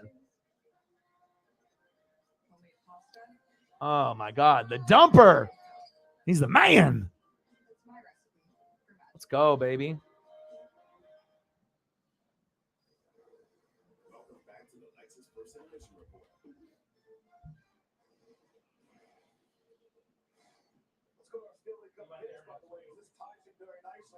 The general manager of the Florida Panthers. These guys are still shocked that trade. I love you. I've got the Florida Panthers. Winning their first ever Stanley Cup. Wow. Yes, sir. Wow. Just saying. Are you guys looking at me? You're talking to me? Hall of Famers, Stanley Cups, Florida Panthers. We're looking at you. So Florida and Carolina. And listen, people are making a big deal. It's not the original 6, the big television markets. We don't care about that. That's 2 great hockey teams and both love great atmospheres. Well, nobody cared about ratings or anything else when we were in Edmonton all those years. All we cared about there, we had a chance to win this thing. Yeah, it didn't matter. I mean, these are great teams that are growing the game and the new fan bases. It's amazing what's happening around the NHL right now. See these teams, Hi, Paisley. Florida, Dallas, and awesome. Carolina's always knocking the door, but Florida, after the first half of the year, struggled, injuries. So Dallas some love. We'll go over some of the photos. 9 shots on goal for both teams. Seattle with 11 hits to Dallas's 7. I love that. Face-offs 1. I would have loved it for Dallas to be at 4 and Seattle to be at 9, but Dallas is always better at face-offs. That's 100%. So 9 for Dallas there, and that's a key component. And penalty minutes 2-2. So we're in this. Like, we're in this more than people realize. And if you didn't think that we were in this, like it was Dallas all the way, 99. And I really felt that if we were going to win this matchup, right, that if we played it 10 times, I felt that we would only win 1. That's how good Dallas is. And with their fans and Game 7 being at home, right? But what if this is the 1 game out of 10? What if this is the 1 game out of 10 where we actually win and we win by 1? Where it's close, like it was in Game 1 where we stole it in Dallas, where we won 5-4, even though Joe put up 4 goals, but we went to OT and we won 5-4. It's the only game that we've been able to win by 1. Every other game has been by 2 goals or more for both teams. So if we can get a 3-2 win, a 2-1 win, a 4-3 win, a 5-4 win, that plays into our hands. So as long as we can keep Joe on check, Jason isn't getting a whole lot of fucking assists. You know, we can control Jamie Benn and Mason a little bit. Maybe get to Ottinja a little bit here. Who knows? It's anybody's game now, and that's exciting. I mean, and obviously with the Stars, their fan base is really quiet. And obviously the more quiet they are, that more it benefits us. Hence, we gotta maintain him as well. Because really where it's going to come down to is Joe, Hence, right? And obviously Jason. We got to minimize the triple threat. But I still got to be able to show some love. I see you, Dallas. And if you do beat us, you do have a legitimate shot against Vegas. There's no doubt about that. But I think Vegas will be favored. All right, baby, let's go. End of the first period. We're waiting. Let's go, Hack. So far, so good. Jared McCann. And I feel that Jordan has to score in this game 7 for us to win. And out of the 4 lines, Maddie's line is the best. I went back and did research on how many goals are scored by each line out of the 4 lines. And surprisingly, Maddie's line is the best line by like a mile, by like a lot. So maybe Maddie getting a goal at some point or, a key assist. So I think that he is going to be a major factor. We've seen Yanni do some big things in games. Oliver has been Bjorkstrand has been a little quiet since game 1. You got Tolvin in. And obviously in the line of Maddie is also Ty. So, Cartier. So maybe we'll see something cheap by Ty as well. Release the Kraken. It didn't really feel like legit or real. But the reality is Seattle can do this. I mean, you got Florida and Carolina on the other side. I don't think they're good enough to win the Stanley Cup. I think the Stanley Cup is going to come, either from Vegas, Dallas, and if it ends up being Seattle and then Florida, like my dream matchup, who the hell knows? You know what I mean? That's just, I can't think that far ahead. That would be my ultimate matchup. Seattle and Florida, 2 Cinderella teams going after it, right?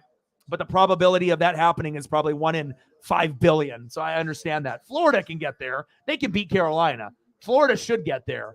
But obviously it probably goes Vegas 1, Dallas 2, Seattle 3. But they've been counting us out all year. And we're bringing the electricity, and this is what it's about. Right there. We're trying to be champs. Let's go.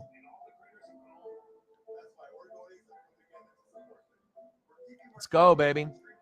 $40 in donos. Let's get to a hundo, baby. Let's go. RS in the building. Yeah, best of luck to you too, man. Like I said, right now, I imagine Dallas fans are a little nervous. They're still confident. They're at home. They got the crowd behind them, but the crowd has been quiet. And, obviously best case scenario for us would have been 2-0 Kraken, 1-0 Kraken. But, other than that, 0-0, we'll take that. We're not down. We're not down 1 or 2. So that's fantastic. So it's playing into our favor right now, and it's not over yet, but we're in this.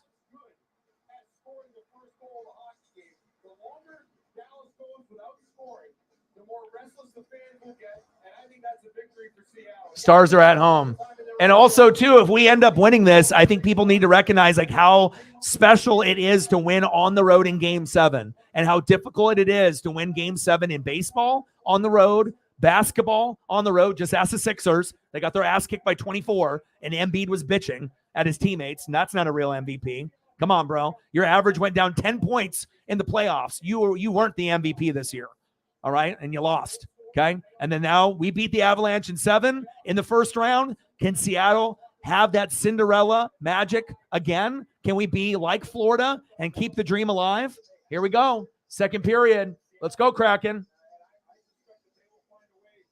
Let's do this.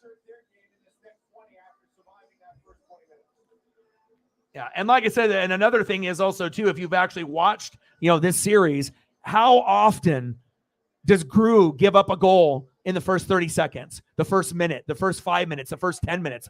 Fucking a lot. There's a lot of times when we're fucking down 2-0 and I'm like, fuck, already? And it's like, you can still come back, but it's just a horrible feeling in your gut when you know that you actually are a pretty good team. And we have to give Dallas the credit because they got guys that can score, so fast.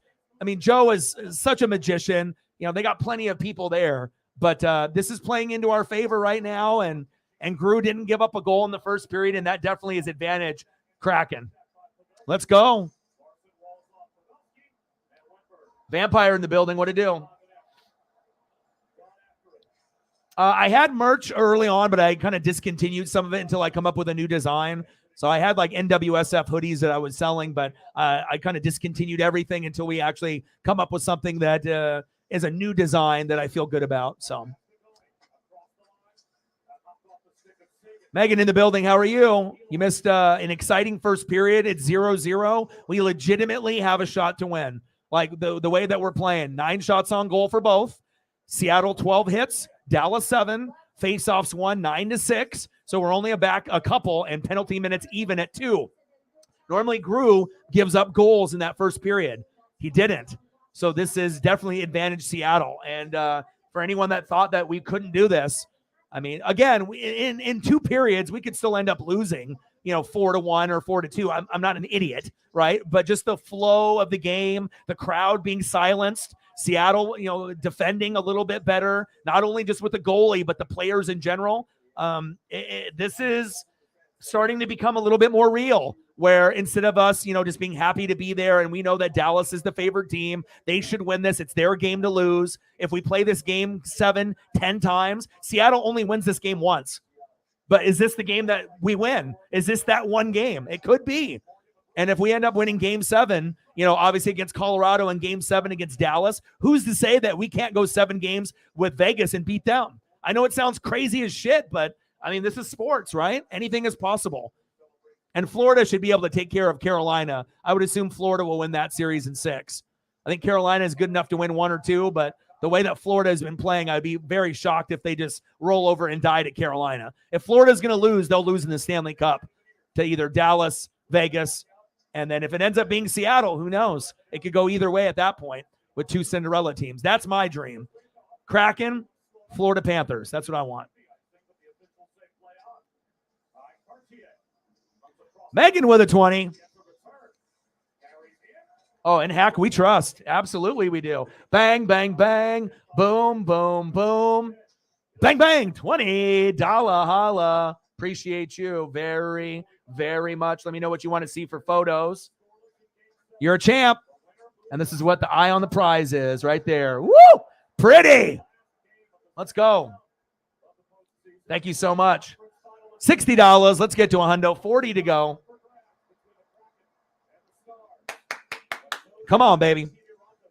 And I went back, Megan, to go back and look at the stats in the Colorado series and the Dallas series as well, because that's what I do. I always look at little advantages with statistics, analytics, home, away, and the best line out of the 4 lines that we had, and you might already know this as well, it's Maddie's line, and that's usually with Cartier. So I feel with this matchup, if we're going to win, there is a high probability that Jordan assists or scores a goal in this particular matchup, and maybe Maddie gets going because his line is usually the best line. So if we get a Jordan goal or assist and Maddie is active, that probably will lead to Ty Cartier being active as well. But Maddie's line is the best line out of the 4 lines that we have. They've scored the most goals out of Maddie's line out of any of the 4, and it's by like 1 billion. It's like a huge differential. Oh, Robertson was wide. Come on, Seattle. Let's go, Kraken. Release the Kraken, baby.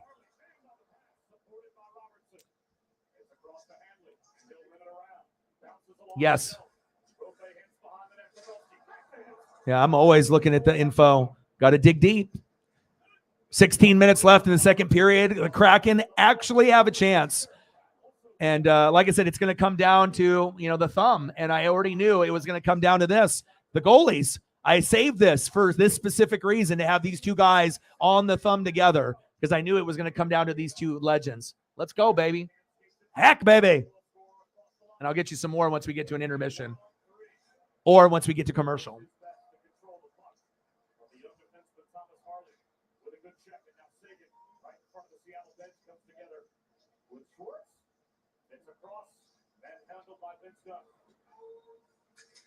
Chops at it, and it bounces out to the red line. Schwartz to Winberg. Larson on the move. 13 shots on goal for the Stars, 9 for Seattle. Big hits, 13-11, for the Kraken, and faceoffs were down by 5. It's 11-6. We need to keep it close. Get it out of there. Get it out of there. Penalty minutes. We need to get Dallas into a power play as well. Come on, Gru.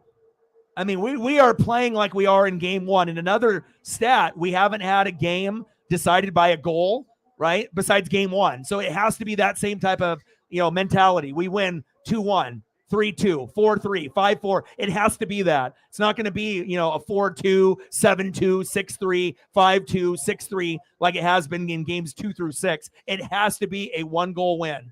If we're going to win, it's going to be close, and we have to give that energy, and we have to keep that energy. Eyes on the prize, baby.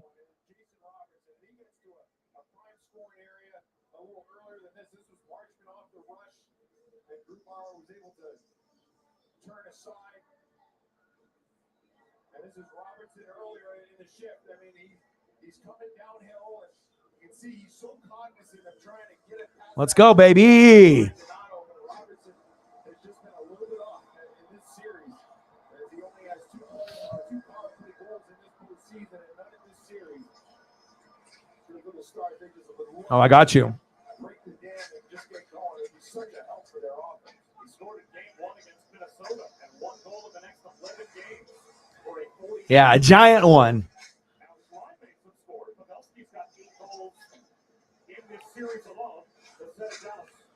Yeah, I watch a lot of History, Discovery, and Nat Geo, and they've actually have filmed a few. Usually they didn't have anything on film, with everything that they have with their technology, because they don't even have technology to go deep enough into the deepest part of our oceans. Like, we know more about the stuff that's on land than what we do know in the water. We know nothing. Like, there could be things, down there, like the megalodon, maybe not exactly the megalodon, but something like an offshoot of the megalodon that is smaller, but still huge. You know what I mean? Because like I said, thousands and thousands and thousands of feet, but they've had obviously some things, maybe not as big as the Kraken, but definitely some of them that are pretty scary looking once you actually see them, for sure.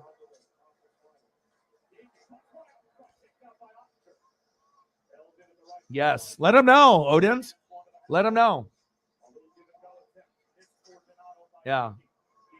He's the expert. 13:50 left. In the second period, we're still knotted up at 0. Come on, Seattle. And the great part about the Kraken, when you're watching this matchup today in the first period and right now, it feels like you can't really tell who's home and who's away. It's not like Seattle is being outplayed, outshot. They're getting, all their guys knocked down. They're playing passive. They're playing on their heels. Everyone is playing aggressive. And if you just blurred out the crowd, right, you wouldn't really be able to tell who's home and who's away.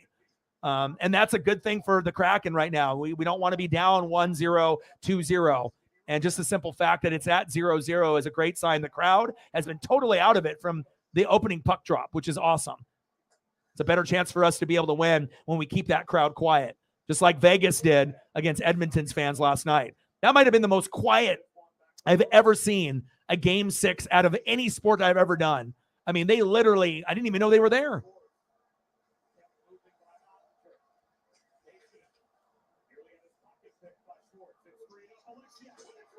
Oh, hit the iron. 94 miles an hour. Woo! A heater. Come on, Kraken. Be aggressive.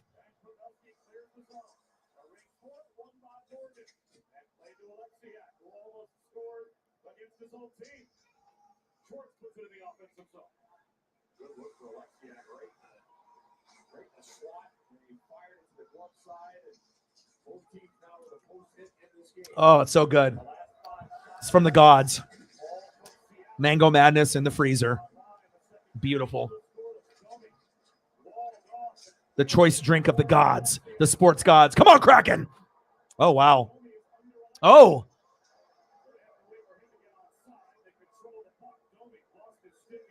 Domi lost his stick. It's getting aggressive out there. Oh, another stick. Get that stick out of there. Get that stick out of there. How many sticks do we got on the ground? 2? Get it out of there. There we go. I'm so impressed with Seattle today. I was like, we have to play like game one. And, and like I said, a big part of this is us also being prepared because we already went through game 7 this year against Colorado. If that didn't happen, we probably don't play this well up to this point. Facts. So we have good experience too, with the players.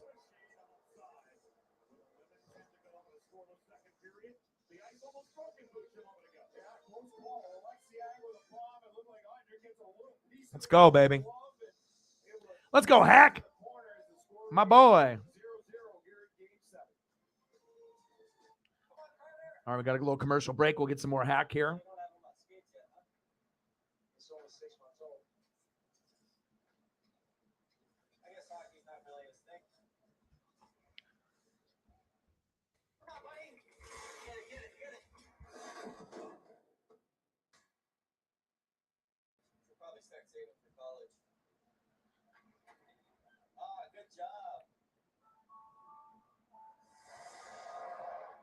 We'll go some old school and some new school. Let's go, baby.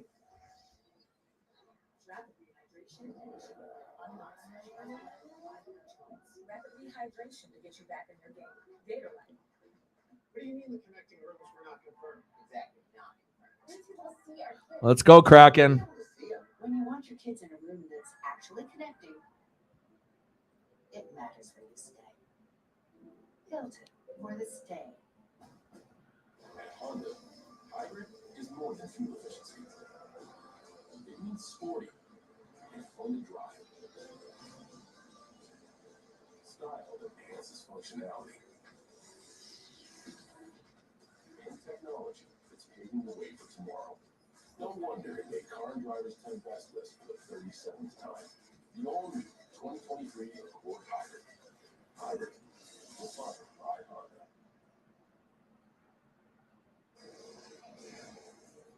Well, one guy Let's go, baby. just trying to get going for the Dallas Stars, Jason Roberts, and even Snake Pit. I mean, with the post in the third period of Game 6, that missed opportunity on speed. Yes, sir. We're due. I can feel the goal coming soon. Like, I'm like I said, Jordan has to be a factor. Maddie, let's go. Fantastic job by Gru. Like I said, we're only going to go as far as he's going to take us, and he struggled in this series compared to that Colorado series. But in this particular matchup, I am so impressed. Now we got to do it for him. If he's able to hold off Dallas and, all those shots on goal, we have to do our job and be able to help him out a little bit. It's like the hitters helping a pitcher out. We just can't have, George Kirby go out there and just dominate for, 6-7 innings, give up only a couple hits and then, not even get any hits or runs ourselves.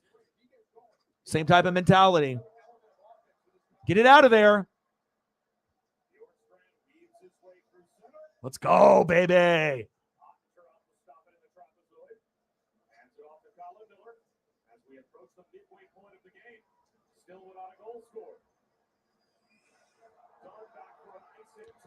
Oh.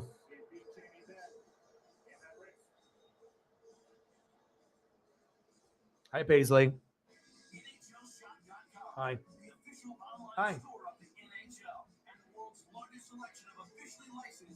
Hi, I love you. Go Kraken. Release the Kraken, Paisley. Yeah, but I like we have this, nature park, and I've been going there almost every day instead of like doing the neighborhood walk. So nice. Paisley gets to run around freely. Got a nice little bridge spot with the water. Super peaceful. 10 minutes left in the second period. We're still knotted up at 0. Super impressed with the Kraken. Hack is doing a great job. The players are motivated. They know what they're in for. They know this is difficult.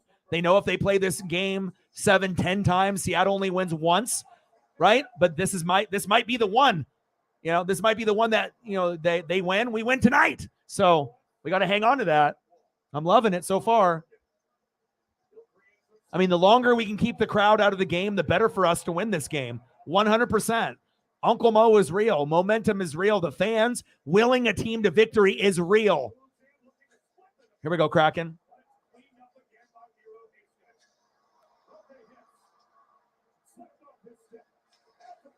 Vegas is probably the best team left with Florida right now. Florida is hot, right? And, you know, the hottest team out of all the teams, but the best team overall probably is Vegas. You know, if you're just looking at it from top to bottom and everything that they have, based on what I've seen in all the games that I've watched.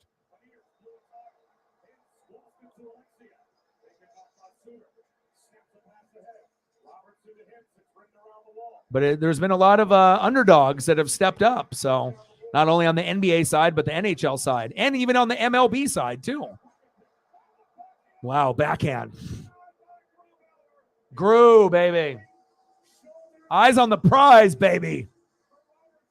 Woo! Let's go.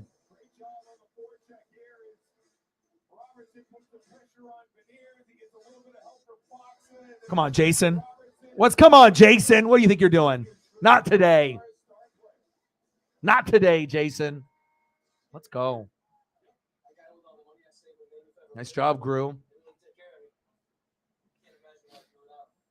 And it's nice to be able to have like his best performance come in Game 7. Like, you know, nobody knew, you know, and like I said, we were hoping that he wouldn't give up a goal or two in the first period, because if that would have happened, we would have lost this game 100%. Because I think that the second period is usually our really heavy period. But if you're already down 2-0, then you got to hope you get 1 or 2 and they don't score anymore. But if they scored 2 in the first, they're probably going to score 1 or 2 in the second. And then by the time the second period's over, you might be staring up at a 4-2 score. You're not coming back on Dallas in Game 7 going into the third period down 2 goals. Not going to happen. So the longer that we can keep it like this, and hopefully we can be the team that gets this first goal to kind of quiet the crowd even more. So.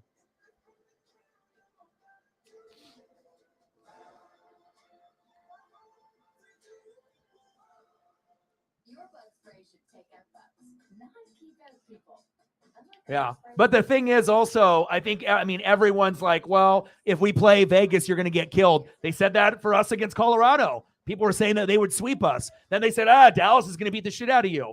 Well, I mean, obviously Seattle's a little bit better than people are giving them credit for. It's not just this Cinderella story. They actually have a good selection of young and old, and they've actually had guys that have made deep runs in the playoffs, and they have guys that have won championships, that have won Stanley Cup. So this isn't like a normal expansion team. You know, it's maybe similar to that Vegas Golden Knights team when they were an expansion team, and then they lost, obviously to Washington with the Caps, right?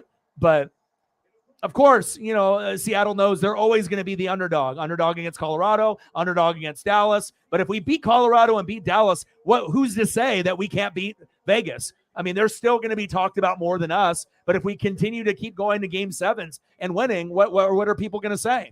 You know, it's not pretty, but I mean, like I said, it definitely shows a lot of moxie, a lot of heart, and not a lot of teams within their first 2 years of existence can do something like this. A Vegas Golden Knights and possibly Seattle here. And we already have one Cinderella story with Florida on the other side, them beating Boston and beating the shit out of Toronto. And I think they're going to mop the floor with Carolina. Carolina will win 1 or 2, but I think it will be Florida in 6, more than likely, maybe even 5. That's how good they are. And then obviously we just have to, try to go 7 with Vegas if we were going to win this as well. I don't know if we were good enough to even force 7, because we know how good Vegas is. Maybe they win in 5, or maybe they win in 6. But as long as we're in it, we're going to believe.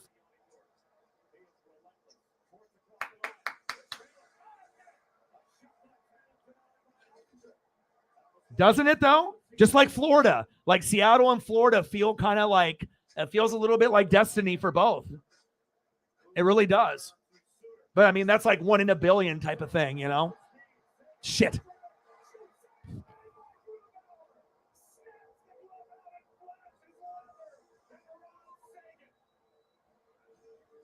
Dude, are you fucking shitting me? Grew. I mean, we are going to live and die with Grew. And it's an understatement to say that he's been playing like a king tonight. Unbelievable. I mean, look at all the other games. 5-4, 4-2, 7-2, 6-3, 5-2, 6-3. How the hell has Dallas not scored yet? Honestly. Unbelievable. How the hell are we 8 minutes in and Dallas hasn't scored at home yet? Let's go.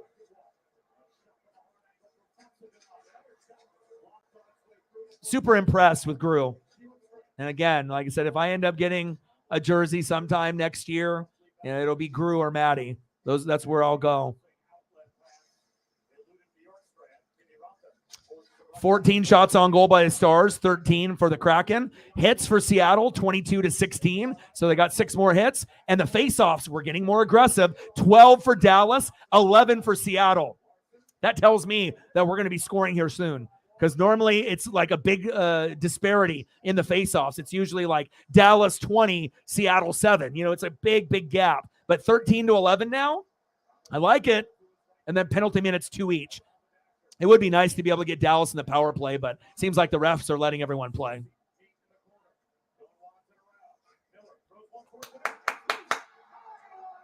Gru is playing like an animal.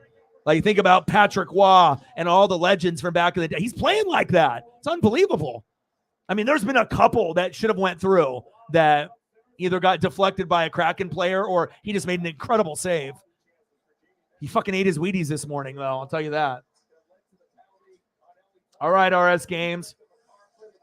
Let's go. Eyes on the prize, baby. Maybe the sports gods were like, oh, he got the Stanley photo. Maybe we should make this happen. 6:40 to go in the second period.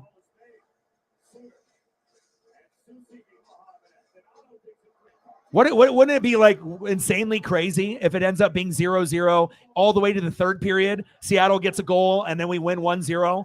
Think about how wild and crazy that would be. Not saying that that's going to happen because we already know we're going to get goals out of these two teams, but come on, baby. Come on, Kraken.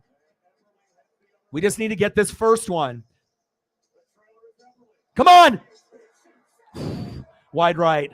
I like it. We're so aggressive right now, and a lot of the shots are pretty close. They're not like horribly off. And we've seen a couple hit the post for Dallas already too, so. Don't flop. Get the fuck out of here. Flop. I don't need to see LeBron James in hockey. I already see enough of that on the Lakers. Get the fuck out of here with that. It's a fucking game 7. Stop falling down in front of your home fans. Here we go. Come on, Kraken. Line it up here. We got to get some good passing.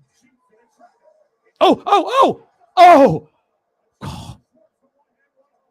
Give me a heart attack. Fuck. Come on, Kraken. 5:20 left. 15 shots on goal to 14 for Dallas. 22-18 for the hits for Seattle. And we've caught up on the faceoffs. We're only down by 2, 13-11. Let's go, Kraken. Got to keep it in the zone.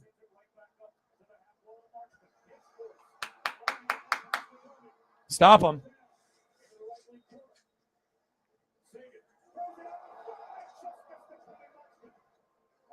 You know, but Gru stepped up in game 7 against Colorado, and he's doing it here again.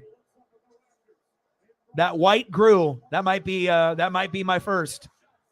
Get it out of there. Yes. Oh, that would have been a goal for sure. There's been like 2 or 3. There was even a play in the first period, Megan, where the puck went behind Gru, and it was right there. Only a stick, a light tap would have scored, and then a Seattle player got his body and stick in front of it, and that would have automatically been a goal. Anytime if it gets behind the goalie, you're screwed. 99 out of 100. Unbelievable.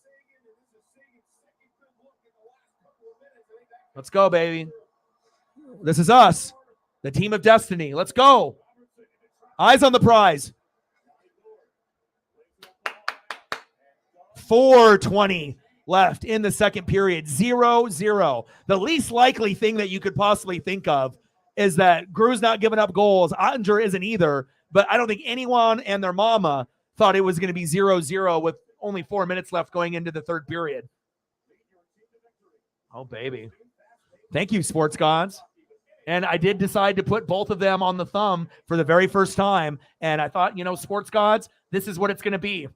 He listened, and we are getting a fantastic performance from the two of these guys. Fucking electric. Let's go.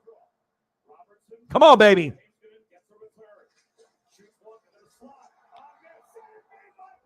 Fucking A, Gru. Oh, baby. Yes, sir. Yes, sir. Recognize. Struggled in this series. Stepped up against Colorado in game 7. And he's doing the same damn thing tonight. Let's go. Hand-eye coordination on lock. Group plays Xbox and PlayStation. Let's go. My guy. And people say that 0-0 games can't be exciting. Get the fuck out of here. Let's go. This is like the most entertaining 0-0 I've ever seen in my life. And game 7, Jordan, it's your time. Do I need to like speak it into existence? It is your time. We need you, Jordan. It's about time. Okay? Maddie, I'm waiting. We need you, bud. Okay? Yanni. Oliver. Eli. Ty. Release the Kraken, baby. Let's go. And I'll still give the Stars love because I already know how sports works. Can't be one-sided. You can't be a hater. Got to show love, show the appreciation and the greatness for both, just like with Joe, just like with Jason. And the less biased you are, the sports gods see that, and we have a better chance for a likely outcome that we want.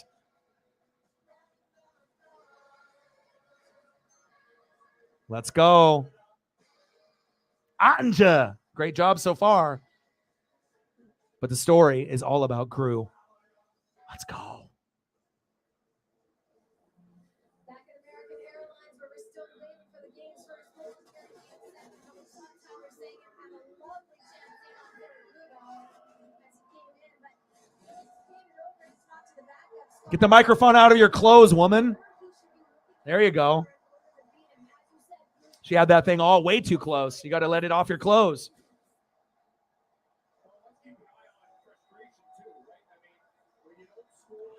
$20 holla. Hack's new name is Baby Blues. He's hoping to bring it in the last round. In the last period, not going to lie, though. My PTSD is kicking in. I feel very unwell. $20 holla. Bang, bang, bang. Boom, boom, boom. Bang, bang. $20 holla. Thank you so much. Oh, damn it. There it is. There's the first goal, but at least it happened in the second period. That's okay. That's all right. 1-0 Stars. You just got to think. I mean, normally we would already be down 2, 3, 4 goals at this point. So you knew it was going to happen at some point. You can't get mad at Gru. He's been killing it so far. All right.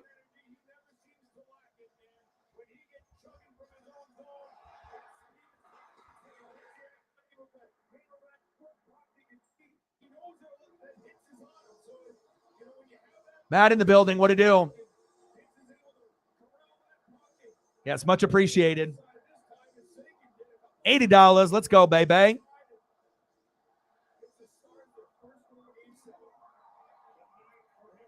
Nice job by Dallas. You just got to be able to, not be biased, and think about it. We have, instead of being negative about it and being like, oh, we're down 1-0. Look what time it is. 3 minutes left, 4 minutes left in the fucking second period. Come on, dude. Now we just got to make sure they don't get 2. We have to be able to, at least be 1-0. Best case scenario, 1-1, going in. So, and of course it was Hintz. Of course it was him. I see you, Hintz.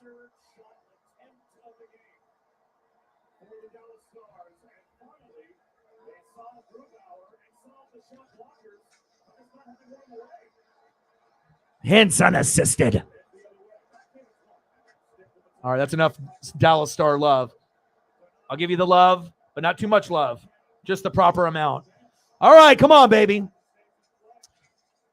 So teams that scores first has won the last 5. But again, we haven't had games like this besides game 1.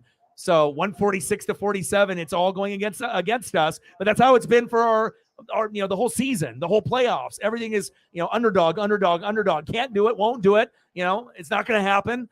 But I still think we can win this. And if I didn't really believe that, I would say it. You know how I am. I'm very honest. I'm very real, genuine. I'm going to be not biased. If I think that we have no chance, I will say it. If I think that, Dallas is just too much. But the way that Gru has played, right off his head, Anja. But I think the overall vibe with what Gru has been able to do, now it's just up to our guys to help Gru out. It can't be just him. We still got a chance.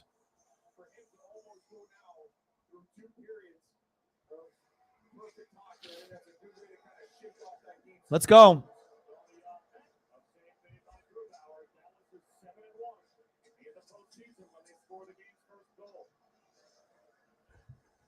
Seven and one, but again, there's one loss there, and that's what we have to look at. Everything against us. They score first. They're 7-1. In the playoffs, we just have to be that team that beats them, like we did in game 1 on the road, 5-4 overtime. We can do it. It's not out of reach. We're not like fucking Edmonton, all right? We're not like some of these other fucking scrub teams. We're not Toronto, all right? We're better than that. We're right there. It's going to be exciting to see, like, as the Kraken get better and better, with the draft and free agency and whatnot, like, what could possibly, happen. Obviously, it doesn't really feel necessarily like a Stanley Cup championship team because we're only in our second year. But it feels like if we can continue, everything in a positive manner, who's to say in 5 to 10 years we're not in a Stanley Cup? I think it's possible. This is all about consistency. 1-0 Stars, minute 45 left in the second period. Oh, absolutely. Same thing with Florida. Sometimes, it's just a good story for sports. Like, it's not all these people saying, fuck the Stars, I hate Dallas. It's more that, like, wow, look at the Seattle team that's only been in existence, for 2 years. They were dog shit. And then now, look where they are. Like, it's amazing, it's easy to root for when you see something like that, It gives people hope. It's like the David and Goliath, it's like you actually have a shot to do something crazy. Ooh, a little one-timer. Come on, Kraken. Be aggressive here. We can still win this 2-1. Or 3-2. There's no more goals given up in this period. Settle down. No more goals. And that's why I feel like, my predictions usually end up coming to be true a lot of times because, I try to keep it in, like if people are going to like, oh, the Kraken are going to win it next year. I'm like, wait, slow your roll a little bit. You know what I mean?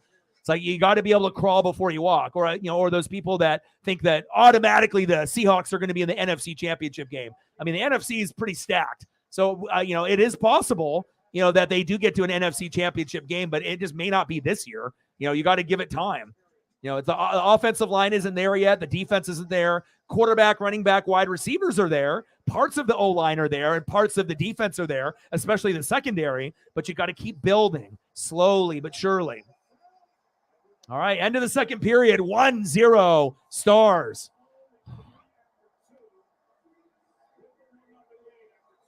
Let's go. All right, Hence, I see you.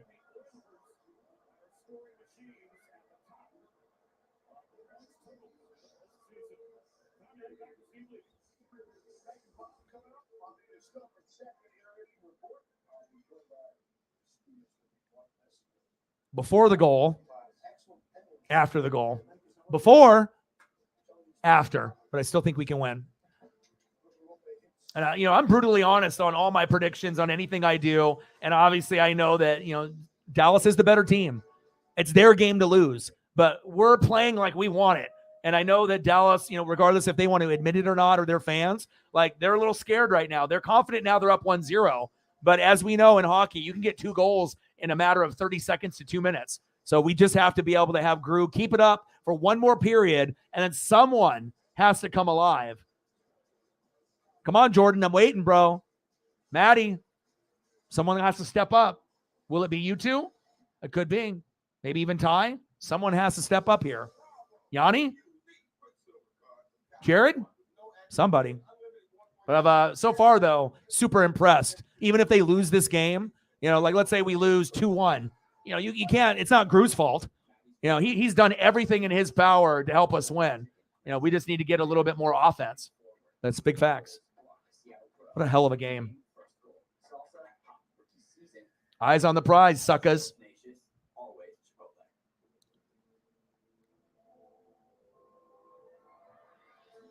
Oh, I bet. Oh, yeah. You know it. Well, we'd have 2 if we can get Kraken in Florida.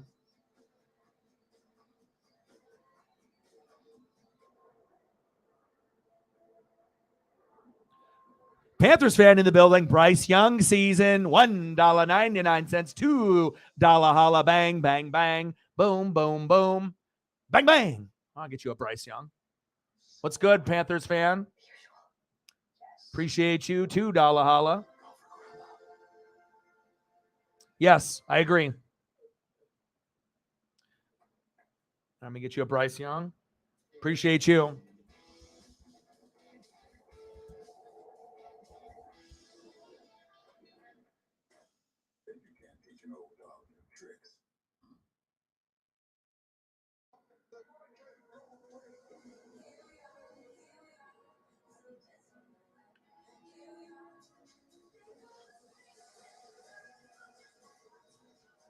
Still got a lot of pieces on the Panthers to upgrade before you guys are like competitive. Falcons as well. Saints are going to win the division. Tampa will be one of the worst teams in football. They're going to try to get, a top 3 pick. But, it will be exciting to be able to see what the Panthers can do. There are going to be a lot of people that are going to actually pay attention now. So get out there and live and earn in Gold Credit Union. Bank boldly.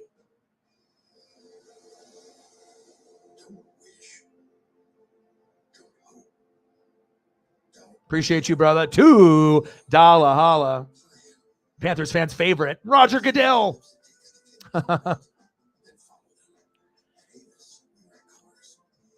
Yeah, I feel like it changes faster than any other sport. I mean, baseball, you might have that 1 inning. It's like you could be up 6-0. The starting pitcher goes down, and then all of a sudden in those last 3 innings, you might end up losing the game 7-6, even though you had a 6-0 lead, right? But with hockey, it's like, you could look like you're totally out of it, and then you can get back-to-back goals within 30 seconds, 45 seconds, a minute, 2 minutes, 3 minutes of each other. So even though you might be down 1 or 2, it's not the same as like being down 1 or 2 touchdowns. Like you can make it up a lot faster on the hockey side than any other sport. So when trailing after 2 periods, we're 0-4. When leading after 2 periods, 7-0. Everything against us. But we're going to fight to the very end. And I think if we do lose, it'll only be by like a goal. I think we're going to keep fighting. So, but I do think we have a chance to get to overtime or win.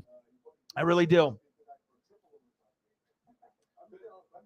Yeah, we had a couple people ask about that early in the stream as well, as like a non-biased opinion from me, like with the Rangers. It's exciting to see them do well, just like the Pirates and the Orioles. And will they be able to sustain this, greatness at the top of the division for the whole season? That is yet to be seen, but it's still cool to see a new team up there, and it's not the Astros. So shout out to your Rangers, and Seager's been hurt. Some of your pitching has been hurt. So you guys haven't even had a full complement Rangers team, and you're still doing pretty good. So shout out to you, man. Let's go, baby.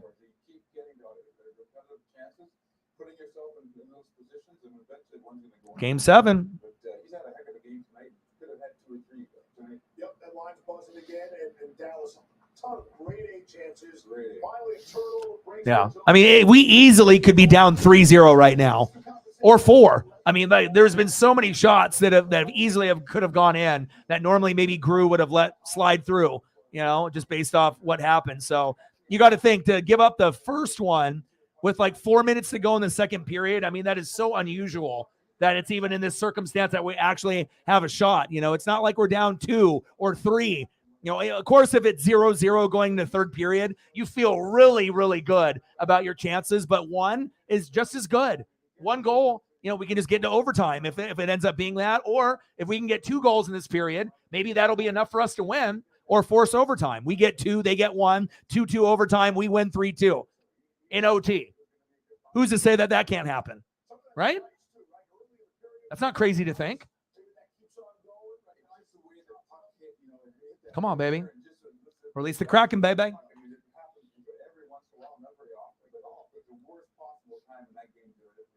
But we're not going to blame Grew for anything. If anything, he is the one that single-handedly has kept us in this. So even if we get someone that, like Maddie or Jordan that ends up getting a goal or 2, we already know this is the reason right here. If we end up winning this game 7, it's this.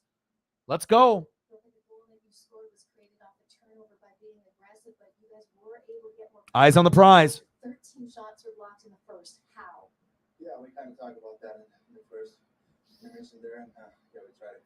And I'll still give their love as well. I see you, Joe. We got to keep you quiet. No goals in the third period. No goals for you, too, either, Jason. Not today. Jamie Benn, don't even think about it. Mason? Nope. Not today. Ottinger. Obviously, Hintz already got the goal. No more for you. You got your goal. No more. Let's go. Yeah, we're going to enjoy the third too. And so, the 1-0 hockey game, we just talked about those great 8 chances in goaltending. It's been outstanding. And to be expected. I think we came into the game thinking Oscar was going to have a great game like he did last year 1 year ago today. And of course, Grubauer played incredible too. And in the game 7, the reason why we're here in game 7 is because both teams are so easy. Man, I hope so. They're getting good goaltending. They're getting balance going. And they have unbelievable. Both teams are playing. Oh, nice. Heck yeah. Here we are in game 7 in a tightly contested game. And a bad break was the only way that we got the first goal. Especially in goaltending, you kind of envision yourself. Grubauer had that 7th game against Colorado. Game. So you kind of put yourself in a mental state that that's how you're going to perform. Yeah, but if you've heard about it for 5 years, you're not going to burn a jersey. You're not one of those people. The people that burn the jerseys, that's just ridiculous. Like spending $100 to $500 and just burning a jersey. I mean, it's one thing if you're like a Cowboys fan or something like that. But yeah, that's just something you say, but you don't actually do.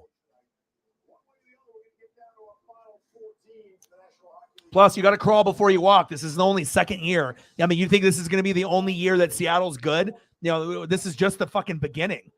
And they're going to get better and better and better as the years go on. So, we're going for the ride. We might run out of gas, but maybe we have enough with this little pit stop and this little fill up here. $82. Let's go. 18 to go. And again, like I said, if I really felt that we had 0% chance or, it was over, you know how I am. I'm very brutally honest, regarding my teams or even not my teams. That's how you have to gain credibility, and you're not biased. You just call it how you see it. And legitimately, we got a chance. We're only down 1. Gru has done everything he has in his power to keep us close. Now it's up to the rest. So let's look at the stats. Let's take a little peek at the stats here. What do we got going? All right. Shots on goal. Stars, 19. Kraken, 15. So we're only down 4. Not bad, right? Hits. Dallas, 23. Seattle, 22. Very close there, right? Face-offs, 1. And this is the big one. Normally it's Dallas by, 5 or 6 or 7. Dallas, 15. Face-offs, 1. Seattle, 14. That's why we're in this game right now. Right? And then penalty minutes 2-2. So hopefully we can force a power play and get an advantage. And maybe we can make some magic happen, but we're still in this. John in the building. How are you?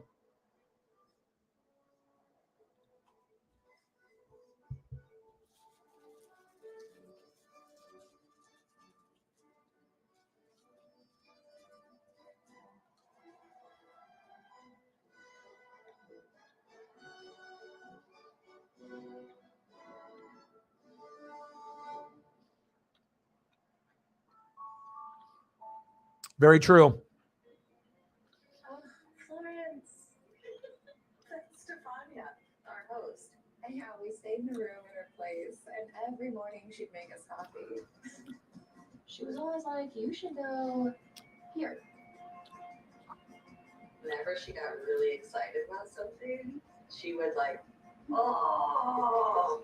That's how we knew our fans were good for the day.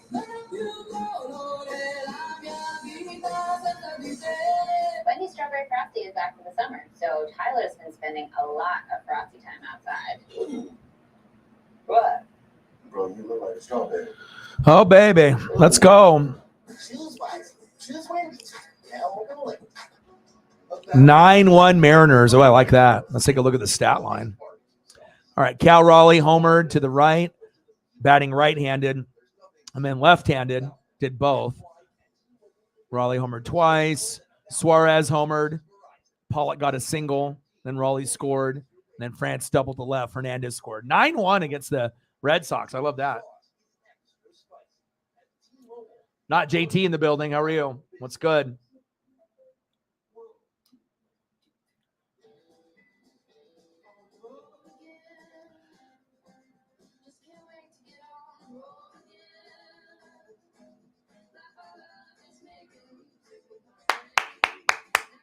Let's go.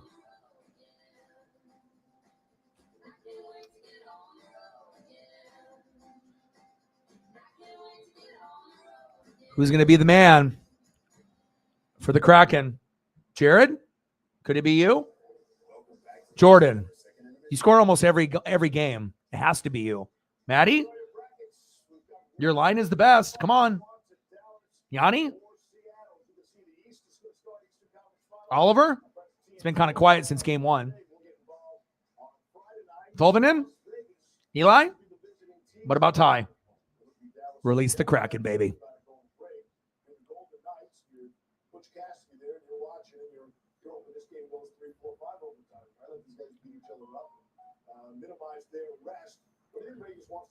Super impressed with Grew. Sitting at home watching this, getting ready to play either team, I'd be looking at Mark Messier. Both goaltenders are playing hot right now. I think both teams have played just about the same number of games. Both teams' power plays are just right around the same. I don't think there's any real distinct advantage that both these teams have right now. So if you're Vegas, I think just winner, bring it on. Yeah, I agree that these two teams are so similar. That's why they're in Game 7. If you can go back and look at the analytics of how they played it, matched up against each other during the regular season, but I mean, I don't think it makes a difference. Logistically, short is playing right. Yeah. And some kind of benefit there, right? Yeah. The Fortress will be rocking on Friday night. Either way, that'll be a great series in the Western Conference Final. All right. Third period coming up. He's on the line. They need at least one over the next 20 minutes. I'm good. How are you, bro? Are we still on for 3? When your team needs more space to work and eat, how is that not though? No, it's a trout. It matters where you stay. Fish tacos? Well, you already know what it is, Matt. Dion wants it his way. And if you don't listen to him, then they'll just leave. You know what I mean? So he's trying to shake up and get his kind of players there and kind of shape it into his mold, you know? So, you know, if you are already a starter with the old regime, that's not your job automatically. Like if you were the starting safety and then Dion comes in, you're not starting anymore. You know, you have to earn it from day one. And maybe some of those guys don't want to do that. You know, they'll just go somewhere else. So I think that's pretty much the answer. No catch and no trading required either. Oh, baby. I'm ready for this third period. Come here a lot. Love the service. At AT&T, new and existing customers can choose any Google Pixel with your choice of plans and always get our best deal. Unique style, cutting edge innovation, and thoughtful details. What a great game 7, though. Brand that delivers amazing ownership experiences. This is the first ever all-electric RZ. Oh, yeah, absolutely, dude. You know what I mean? Like I said, going into this, you know, most people thought that we would be down 2 to 3 goals realistically, you know, going into this period, or maybe 1 or 2 probably. But, you know, like, I don't think anyone saw it being 1-0. Like, you could have played this scenario out how many times, right? 10 times. Maybe we win only 1 of those. And for it to be only down 1, not 2, the pressure of not, you know, having to get 2 goals to force overtime and hoping that, you know, they don't score any additional goals. So at this point, if they score a goal, right, then that's 2, and 2 is probably where we max out at. So hopefully they don't score any and we can match them, go 1-1, and then, you know, go to OT and then see what happens. Best case scenario, Dallas doesn't score anything. We get 2, we win. Boom, game 7. That would be the best case scenario overall. So maybe the sports gods, I need to talk to them. You hear me? Sports gods? I mean, what do we want here? We want Jordan with 1 goal, and then we want Maddie with the other? Is that what we want? I mean, I'm fine with Yanni or Oliver or any of the others. Ty, he might get involved. Jordan, Maddie, Ty, someone's got to get assists. Someone's got to get something going here. Come on, Jordan.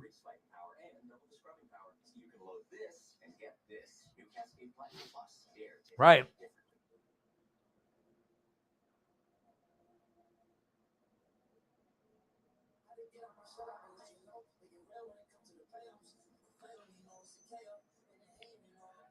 Let's go, baby. Yeah, I mean, Kraken are going to be underdogs no matter what. And like when we go play Vegas, Vegas is probably considered the best team that's left out of everybody. So if somehow we can get past this miracle, game 7, I mean, if you thought we were an underdog against Colorado and Dallas, we're even going to be more scrutinized, even though we are making history. There's not going to be very many people that give the Kraken a chance against Vegas. But again, it's just about getting to that next game and proving yourself if you can keep the Cinderella story alive. And then obviously with Florida on the other side, they've been the hottest, even though, people didn't really know how far they were going to go, but beating Boston and beating Toronto, they look legit. And I would be shocked if Carolina beats them in the East. All right, let's go, baby. 1-0 Dallas. We're down to 1 period left to see if the Kraken can continue their season. I am not ready for this season to end. Come on, baby. Let's go.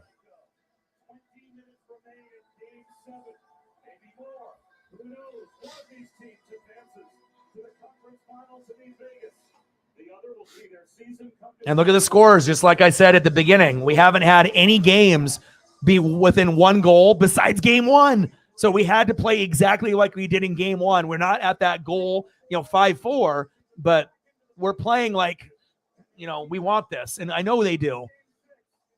But again, if Grew wasn't as locked in today, we would be probably down 3-0 right now, or maybe 2-0, but thank God Grew came to play, and he's definitely given us a chance to be able to make history happen. Here we go. Come on, baby. Let's go, Kraken. We got this. All we got to do is just get that 1. Don't let them score, and just get it to 1-1, and then just play with house money and see what happens then. We need to be able to try to get Dallas in a power play too. That'll really help us. So that way we go 5-4 or 4-on-4 if there's like multiple penalties on teams. Come on, Kraken.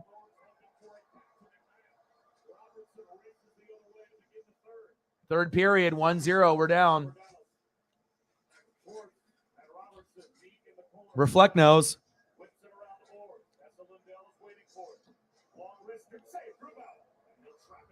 Another save. Let's go, Kraken.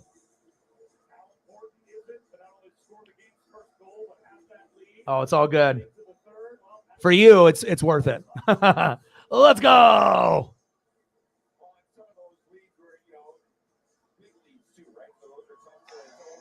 Eyes on the prize. Come on, Maddie. I'm talking you into existence. Come on, Jordan.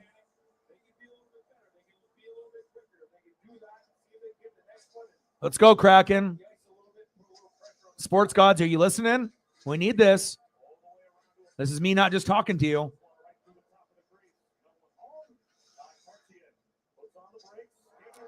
Oh, no. Oh, good. Puck out of play.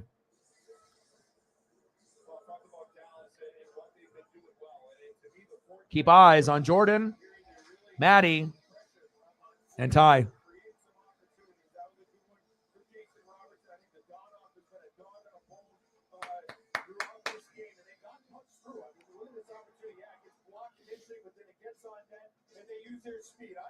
Reflect with a 20. Bang, bang, bang. Boom, boom, boom. Kraken, Kraken, Kraken.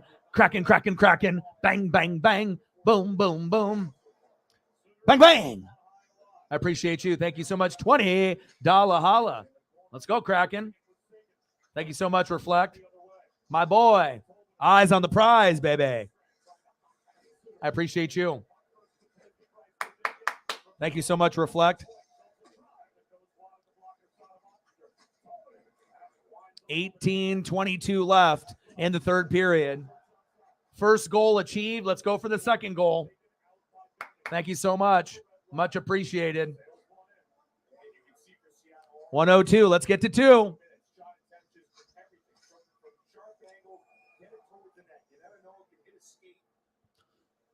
And even though they're up 1-0, it's not like the crowd is waving towels. And, like I said, if Dallas had that energy where they were going to be standing up and waving the towel and just being, just in it, for the rest of the third period, how intimidated that would be, for the opposing team.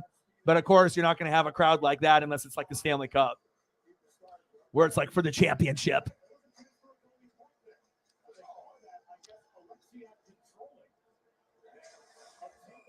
And then the only goal so far is by Hintz.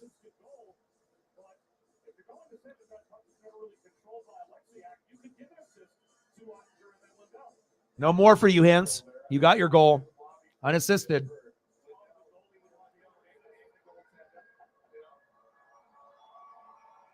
Release the Kraken. Let's go.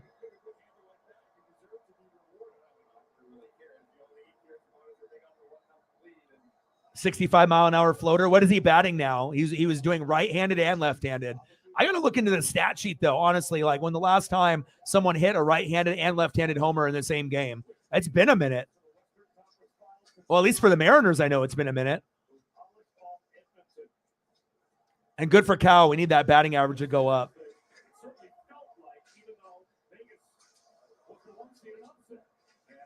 Red Sox are in with a position player at pitcher. Like that one time when they had Ichiro pitch. But that wasn't really for the Mariners. I think that was for like when he was on the Marlins or like Yankees. 1-0 Stars. Come on, baby.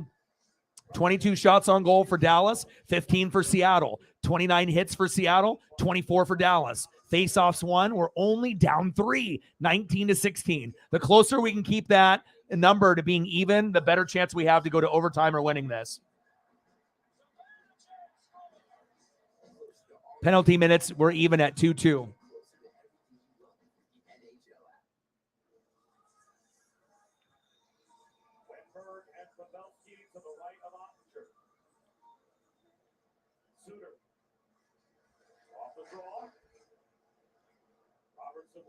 They've been pretty quiet, first period, second period, but obviously a little bit in shock, assuming that Grubauer would choke in Game 7 and that Stars would just run away with this. I imagine most fans probably thought that they were going to win this by 3 goals or more.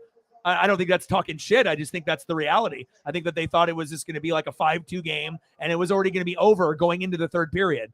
I mean, I'm not hating on that idea. I get it, but they didn't anticipate Gru being as good as he is, and thank goodness. At least it gives us, hope, and it makes the game funner instead of it being like 3-0 right now in a blowout, knowing that we have 0 chance to come back. Wide right. Come on, Seattle. We got to get it out of their zone and into ours. Let's go.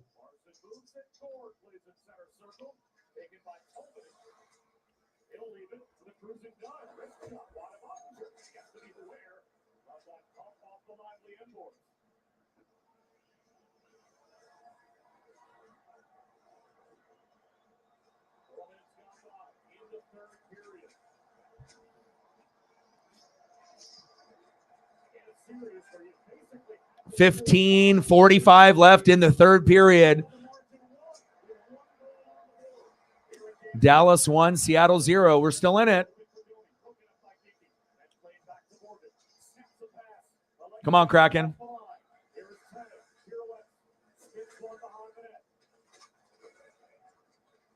Oh, starting to get a little bit more aggressive out there with the hits. We just can't get too aggressive so that we get a power play. And then if they have the power play on us, it easily will go to 2-0. And then at that point, it might be over. So we have to be kind of cautious, aggressive, but not overly aggressive. Come on, Kraken. Be smart here. 15 minutes. 5 minutes gone in the third period. Still have a chance to go to overtime or possibly win this.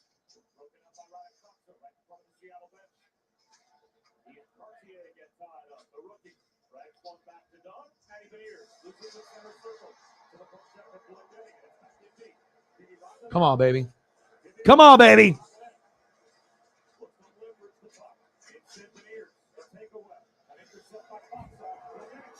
Good save. There we go, Gru. Nice job. Another save that could have been a goal. You the man. Nice job, Phillip. It's like, can this guy get some help? Gru's like a pitcher. He's out there like Luis Castillo, Logan Gilbert, George Kirby, or Bryce Miller. Give this man some fucking help. Can we get some help, please?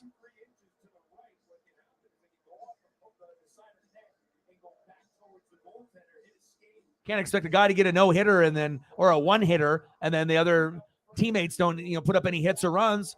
Give the guy some support. We need some goal support. Damn it.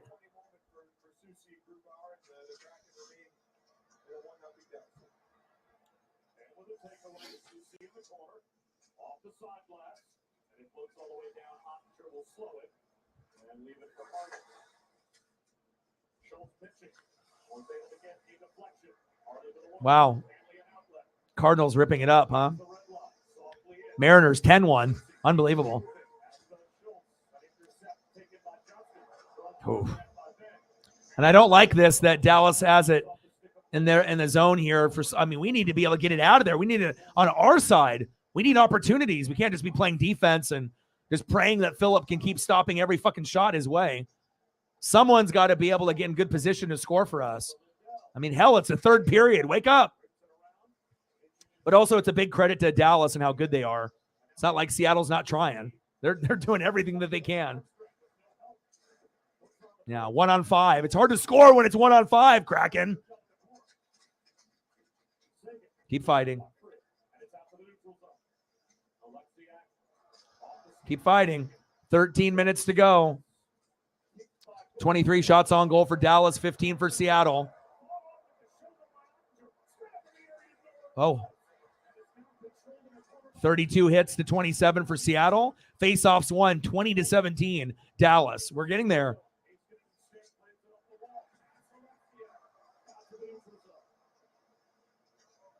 Not a whole lot of penalties in this matchup either, in this Game 7, which is a little surprising also. Everything is surprising about this. Yeah. Dallas is just the aggressive team, attacking. Their defense is better besides Grew.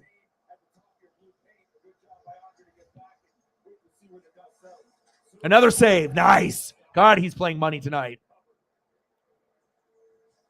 It's like we got like fucking Nolan Ryan back there with a no-hitter, but no one's getting hits or home runs for us. Come on. We got Randy Johnson back there. Give him some help. Come on.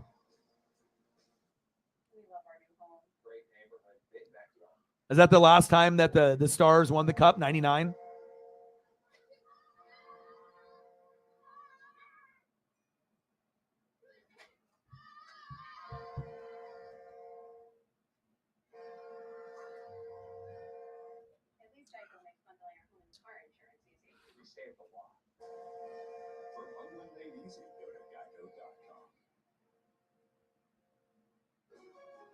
Good morning. I'm Peter Davidson, not Pete, because before 11 a.m., I like to keep it toned down and simple, just like Taco Bell breakfast, with fluffy eggs, sausage, melty cheese, and a crispy Nerve-wracking. red tortilla. Nothing too wild, just like me. Peter Davidson. Isn't that right, co-host Rhonda? Co-host? You're on Breakfast with Peter. You're my co-host. Are we on TV right now? I don't know.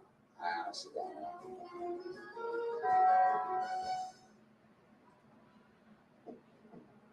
1-0 Stars, 12:24 left in the third period. Let's keep it moving.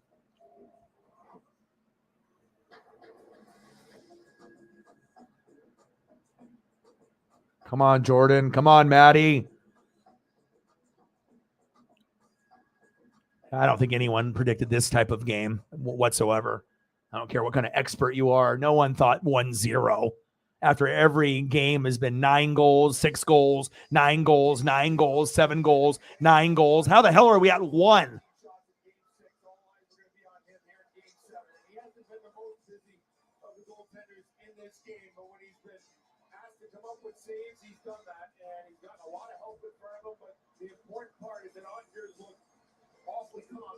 All right, still got to show some proper love and respect to the other team.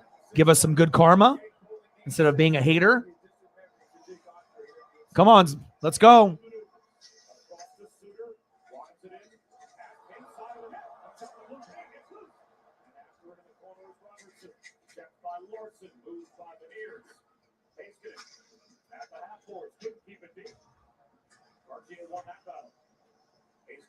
Mike Madonna, yes. The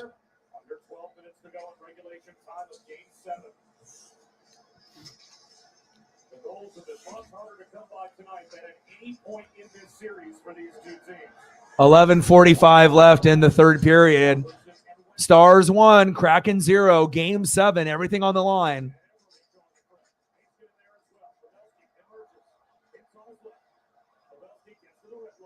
Eyes on the prize. Remember.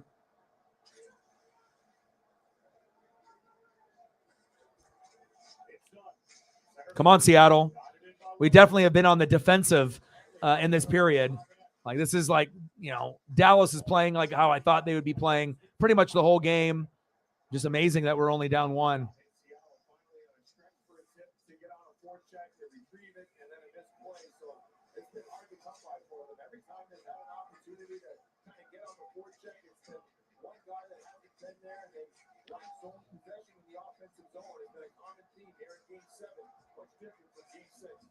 $10:50 to go in the third period.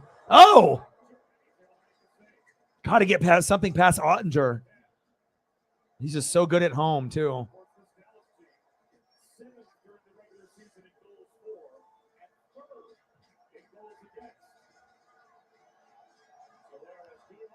It's crazy. Dallas has 25 shots on goal and only 1 goal. I mean, we only have 17, but a lot of the shots that we've had haven't really been that close. Come on. We got to do the Maddie line. Like I said, that's the best line out of the 4 that we got. We've got to find a way to get that line in there.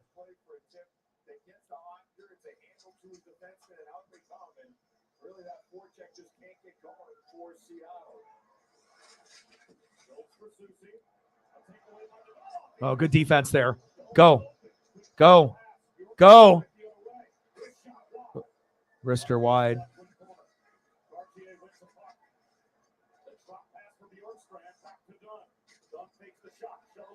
Come on. Come on.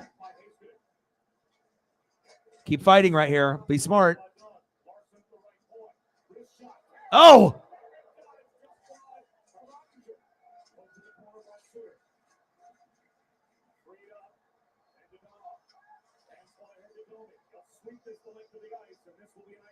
Icing.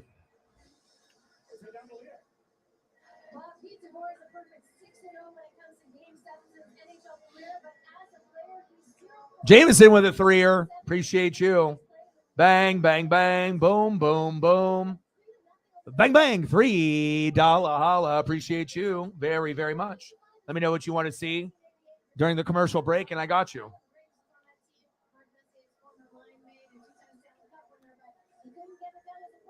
Oh, 10-1. Mariners win. Yeah, baby.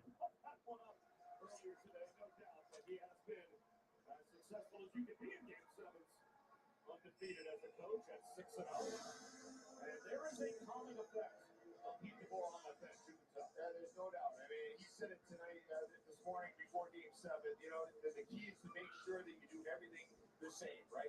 You don't want to show panic to your group.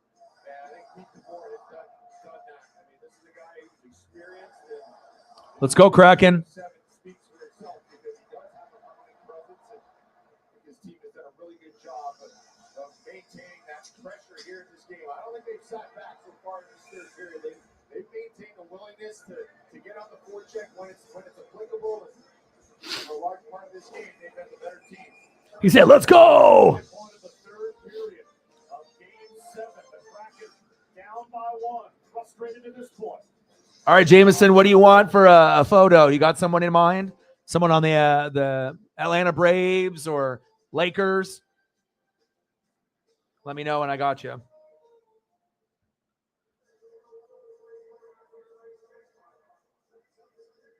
.904 left in the third period. Come on, baby. Bring that electricity. We need it. We've already kept the crowd out of it pretty much for the whole game. Oh, shit. Shit. Oh. Oh. Oh, we were so lucky there. Shit. Get back, get back, get back. There we go. It's like anytime there's like a fast break, a one-on-one or a two-on-one, you already know that it feels like there's a 70% chance that they're going to score, especially when you have a one-on-one or like a two-on-one.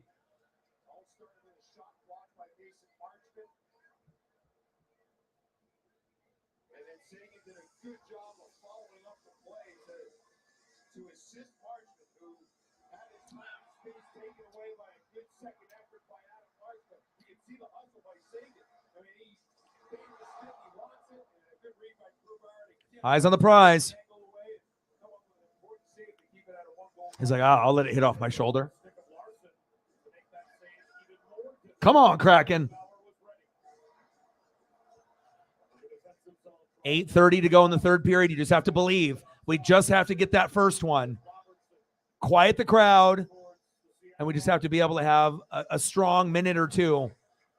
Come on now. Wouldn't it be like the craziest shit ever if the game ended 1-0? Like, I don't think anyone in their mama and planet Earth would have predicted that. But I hope that doesn't happen. That'd be terrible to get 0 in a game 7, but it's not like they got 5 if they end up winning 1-0. But especially when, you know, most of the games are 6 to 9 goals combined. One goal. Imagine if Seattle was up 1-0 right now, what the feeling would be.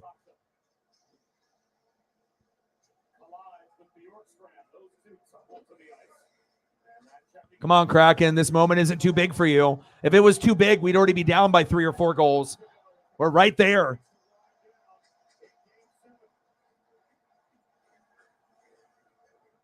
Put those towels away.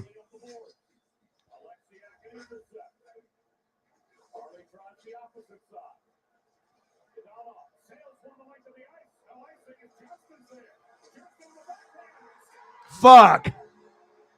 And there's Jason. God damn it. There it is. He's like, oh, I'll get my first one. Damn it.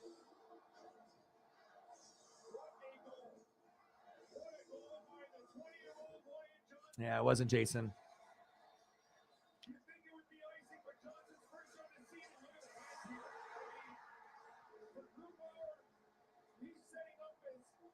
Of course it was Wyatt. Damn it, Wyatt.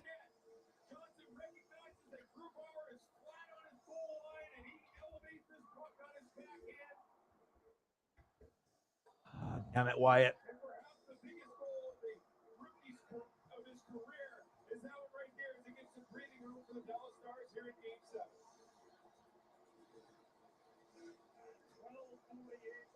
Two 0 stars. All right, Wyatt.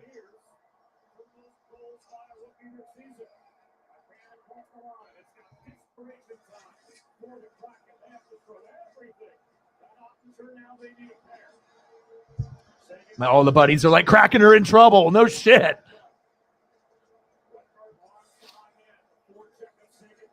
Damn. Now, best case scenario for the Kraken, get 2 goals somehow, some way, and force overtime, and then pray like a mofo. But I don't want to get 0. If we end up losing this, I want us to get at least 1. A loss is a loss, but fuck is it getting 0? Fuck that. We're too good to get a 0. Come on, Kraken. But once we get that first one, you know, there is a chance that second one could be there within a minute or two. So we got to make sure we get this first goal within the next 4 minutes. So that way it leaves us 2 minutes to get the last one.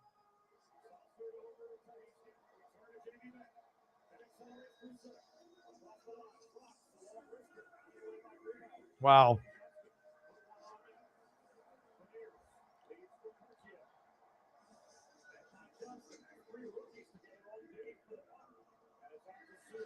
But it's not like we played shitty, you know, like it's not like they didn't try. They, you know, like Gru played fantastic. Like the 0 really wouldn't indicate the effort that we've had.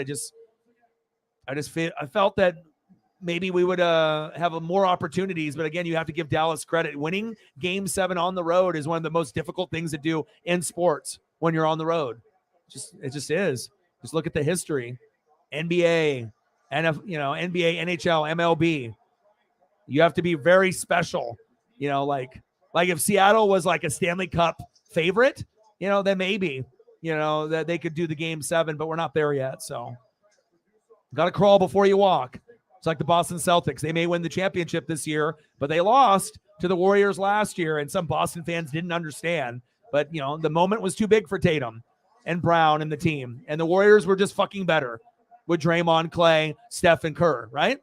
So, oh, it hit the post. Fuck. That would have been huge. That was so close. Closest one we've had all game. Oh, fuck. 4:35 to go.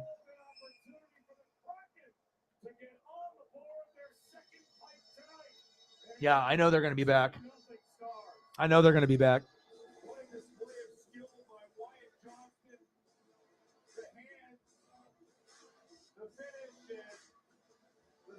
Oh. Wyatt Johnson assisted by Dodanoff and Harley. 2-0 Stars. Brutal. Before those 2 goals and after. Before the game started in the third period.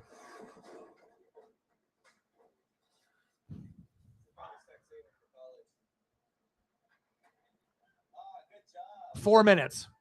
Usually it's 3 to 4 minutes, but at this point if we were down 1, I would assume they would do it at the 3-minute mark. We're down 2, so I would say in the next 35 seconds. Once it hits 4 minutes, that'll be when they do it. But then also that, gives a easy opportunity for an open net goal, which is very likely for that to happen once you let the goalie out of there. So,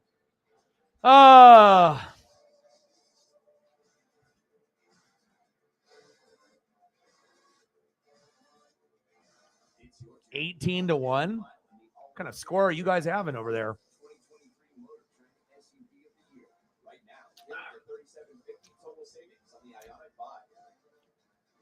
Nice job, Dallas.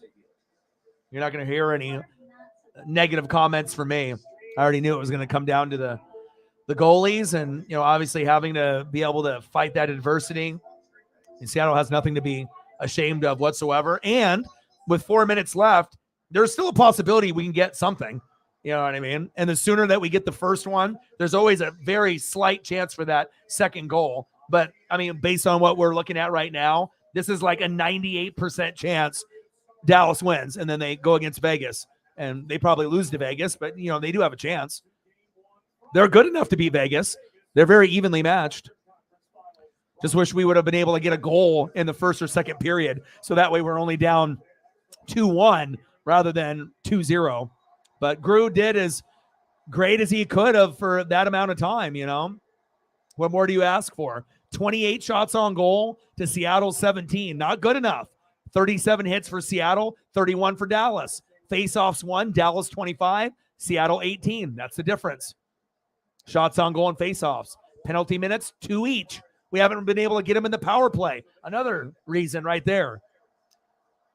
And then it would have been kind of nice for them to call icing down there, but, it is what it is.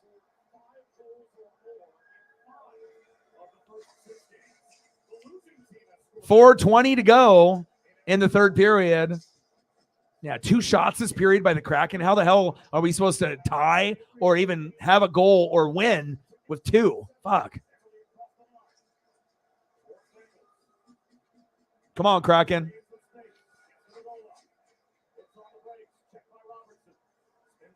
Four minutes to go.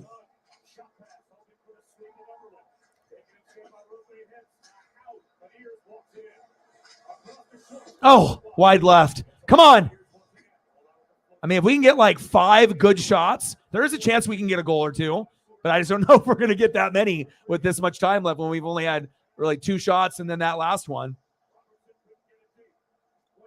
17 shots on goal for the whole game is terrible.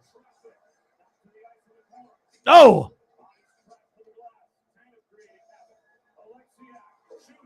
Come on.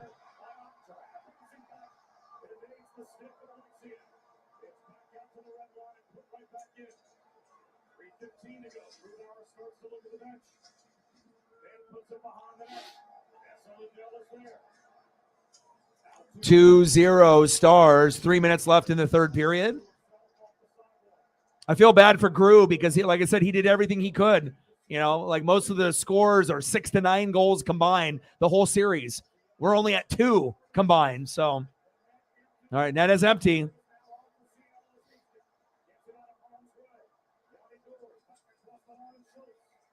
Kind of surprised they waited that long, but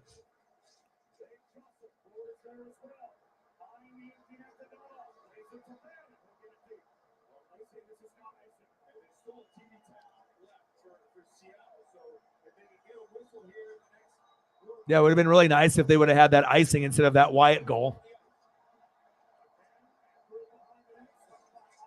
Now the fans stand up and cheer. Finally, they call icing. Fuck.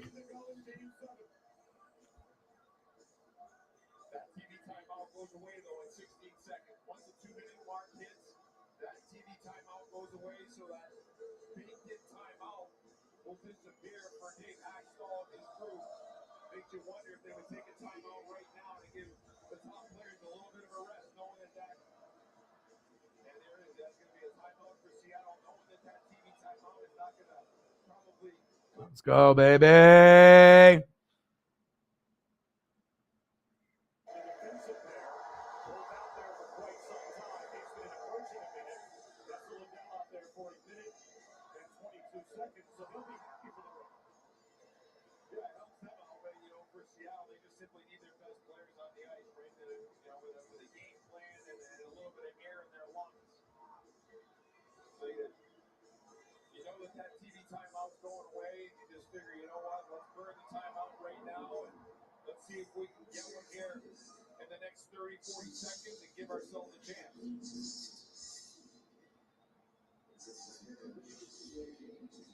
Hence with the first goal, Wyatt with the second.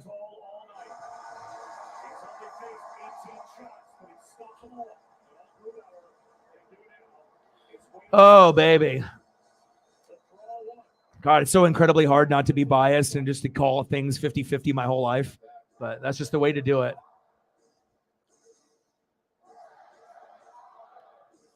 All right, 2:16 left. And even though this looks like a 99.9999% loss, let's get at least a goal for pride. You know, if we're going to walk out with our heads down, let's do it with a 2-1 loss rather than a 2-0 loss. Facts. That'll make me feel a little bit better.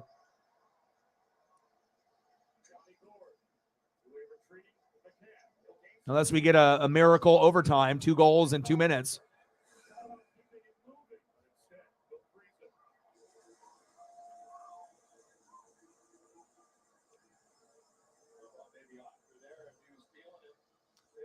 Oh, Dallas.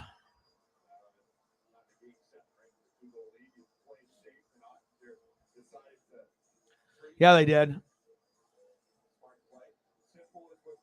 And Dallas is good enough to compete with the Golden Knights. I mean, it could be either one of those teams, and either one of those teams could win it all. You know, I think that the West is stronger than the East, besides obviously Florida being insanely hot. But besides that, I think that if they matched up against Dallas or Vegas, that might be a little bit too much for them. But you never know. I mean, Megan with a hundo. So while it wasn't the result we hoped for, I'm still very proud of the team. Follow development. Day one. Baby Blues. And Hack we trust. Bang, bang, bang. Boom, boom, boom. Bang, bang, bang. Bang, bang. Thank you so much. I appreciate you. Thank you so much. We appreciate that very, very much. Thank you. Appreciate you. Get it out of there. I don't want to lose 3-0. Come on. Thank you so much, Megan. I can throw up some photos for you once we're done here, unless you dip out of the room. I understand if you do.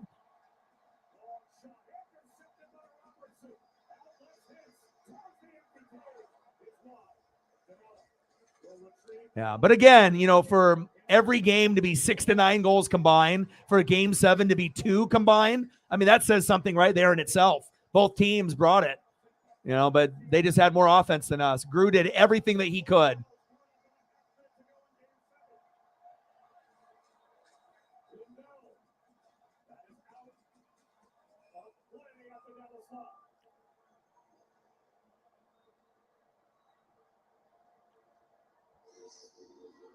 Yes, thank you so much. A bang, bang, bang. 2:05. Let's get to 3. And I appreciate you very, very much. I know it's tough, you know. like I said, but bright future for the Seahawks, right? The Kraken and the Mariners. Pacific Northwest. I mean, we're firing on all cylinders. We might not be everyone's favorite. People might, want to talk shit, and not like what we bring to the table, for Northwest sports. But we have a lot of passion, and this is just the beginning.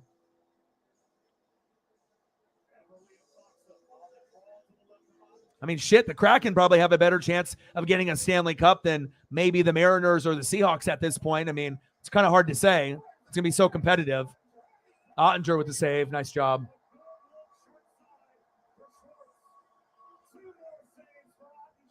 All right, we give proper love here. No hating. And that's really what separates, I think, me from a lot of people. I mean, how many people could watch their team lose in Game 7 and still throw up photos of the other team? Fucking no one. You kidding me? Shit's getting broken, or you're screaming, or you're yelling, or you're in a horrible mood. Yeah! Yes! Yes!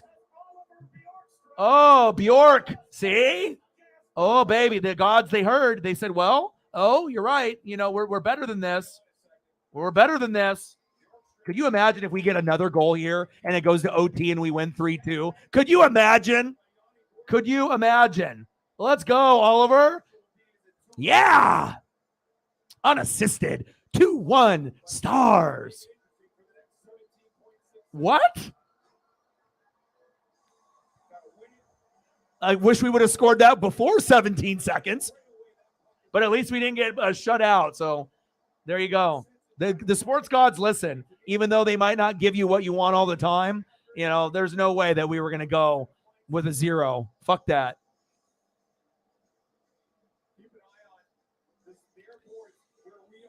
I don't even know what the hell I would do if they ended up getting another goal here and then they ended up winning in overtime 3-2. I probably would just jump out the window. It's not like a 2-story window, so I wouldn't hurt myself, but man. Oh my gosh. One more.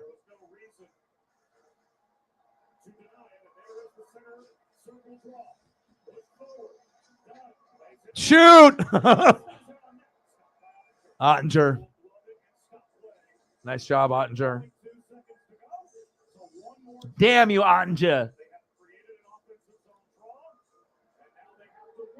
All right, we got to win it here. Come on. Come on, baby. Come on. Let's go. Come on, baby. 2-1. Oh, timeout. But, I mean, a loss is a loss. I get it. But the stat sheet is not going to reflect our effort in this Game 7. And remember, if you go back and look at the scores, 5-4 in OT, the Kraken won. Game 1, 9 goals scored. Game 2, Stars 4, Kraken 2, 6 goals scored. Game 3, Kraken 7, Stars 2, 9 goals scored. And then Game 4, Stars 6, Kraken 3, 9 goals scored. Game 5, 5-2 Stars, 7 goals scored. Game 6, Kraken 6, Stars 3, 9 goals scored. And we're at 3.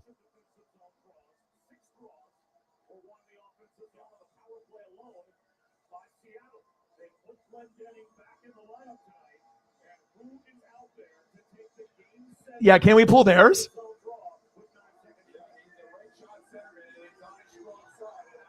And we never win face-offs either here, too. Okay, just come on, Kraken. What's Kraken? Keep it Kraken. Win this face-off. Shit. Oh.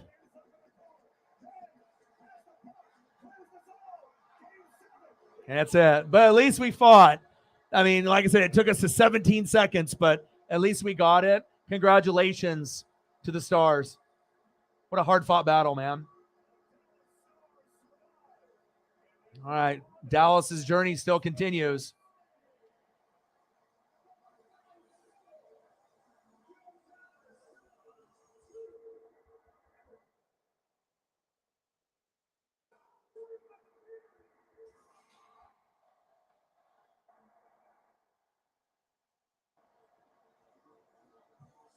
Oh, thank God it wasn't a shutout. Megan, what do you want to do for photos? Do you have anyone specific? You want Hack? Are you leaving because you're upset? I can always get you photos next time if you'd like, unless you want some stuff right now, which I can definitely do.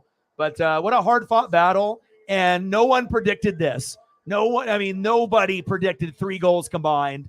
Nobody, and I feel that if Seattle had Game 7 at home, that we could have done something like this, And sometimes you got to lose before you win. You got to crawl before you walk. But just the fact that we took 2 rounds to Game 7 and we only lost by a goal, are you kidding me?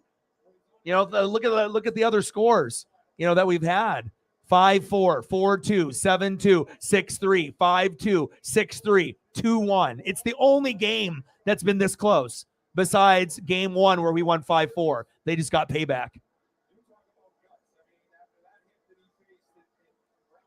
Now the real question is for Kraken fans, right? If you're petty or not petty, you're not rooting for the Stars to go all the way. Whenever a team beats you, you're not rooting for them. You're going to be rooting for Vegas to beat Dallas, and we're going to be rooting for Florida to keep the Cinderella story going for at least one of our teams. No disrespect to Carolina. I think that they're good, but they're just not as good as Florida. So Vegas, Florida, final. I imagine that's what a lot of people are going to be saying. But also on the flip side, I'm not going to be petty and be like, well, Dallas beat us, I can't root for them, right? But I know that's the reality for a lot of Kraken fans and a lot of fans in general. They're like, fuck that. I'm not going to root for them. But the Dallas Stars, regardless if they win or lose against Vegas, they're good enough to beat them. And those 2 teams are good enough to win it all. So, like you said, you might actually have your Stanley Cup champion on the Western Conference on that side. Could be Dallas, could be Vegas. I mean, I think the only team that's not really has a chance is Carolina. So as far as like pecking order, it probably goes Vegas 1, probably Florida 2, Dallas 3, or you could go Dallas 2, Florida 3, Carolina 4. But you almost have to put Florida 2 based on how they've been playing. They've been so hot. No disrespect to Dallas, but it's like a tie. It's like Dallas is good, but Florida's played better. But again, in the Eastern Conference, Western Conference, it's different,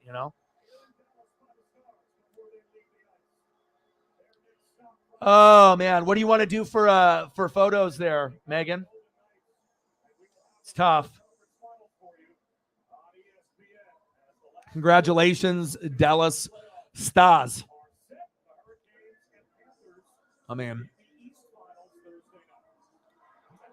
yeah, but it's definitely difficult to root for a team that beats you. So I imagine most Kraken fans, if not all, will be rooting for Vegas. And, I guess if you have a connection to either one of the teams in the East, but Florida making it would be sweet. And it almost seems like destiny for them.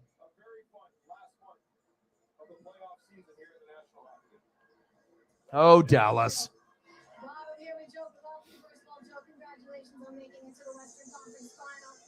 Shout out to Ottinger. I got Joe on the mic.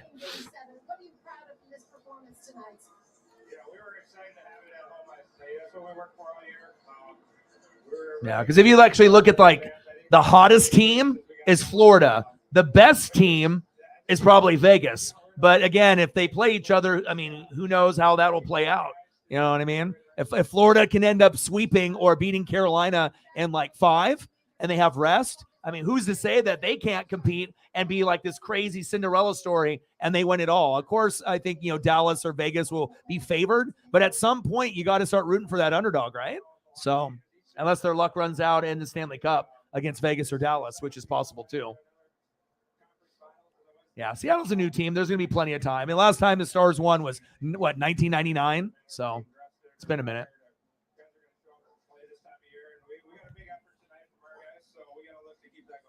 Speaking of big efforts, it wasn't the game winner, but Wyatt Johnston with just a massive goal. He just had his birthday yesterday. He's now 20, and he's lived with you and your family all year long. You got to crawl before you walk. There's no shame in, dropping a Game 7 like that. And to get, like I said, most people didn't even think that they were going to get, out of that first round. So to force 2 Game 7s, think about how incredible that is. Like how good you have to be. And you're a heavy underdog in both. And you push the limits to both teams. We only lost by 1 goal. It's not like we lost and got fucking embarrassed 7-2 or worse. It's like we literally were in it to the very end and we didn't score until 17 seconds left. So, I mean, how often does that happen, right? Oh, man. Or what do we want to do for photos and whatnot? I'll stay on here for a little bit, and then I'll probably go take Paisley for another walk or something, get some fresh air out there and clear my mind a little bit with everything that just happened.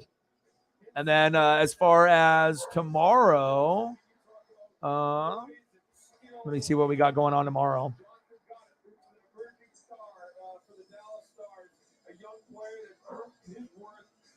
All right, so on the NBA side, we got Lakers, Denver. I don't know if I would want to do that.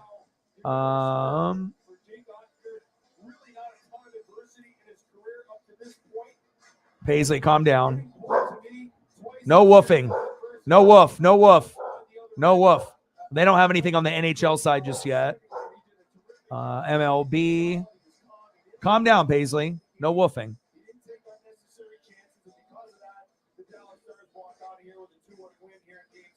All right. And what do we got tomorrow? Calm down. All right, Mariners, Red Sox at 4:10. I don't know if I'd be able to do that unless someone is out of the room in time for me to prep. It is Castillo tomorrow, so that could be a possibility. I love doing matchups when he's pitching, so that could be a possibility. And then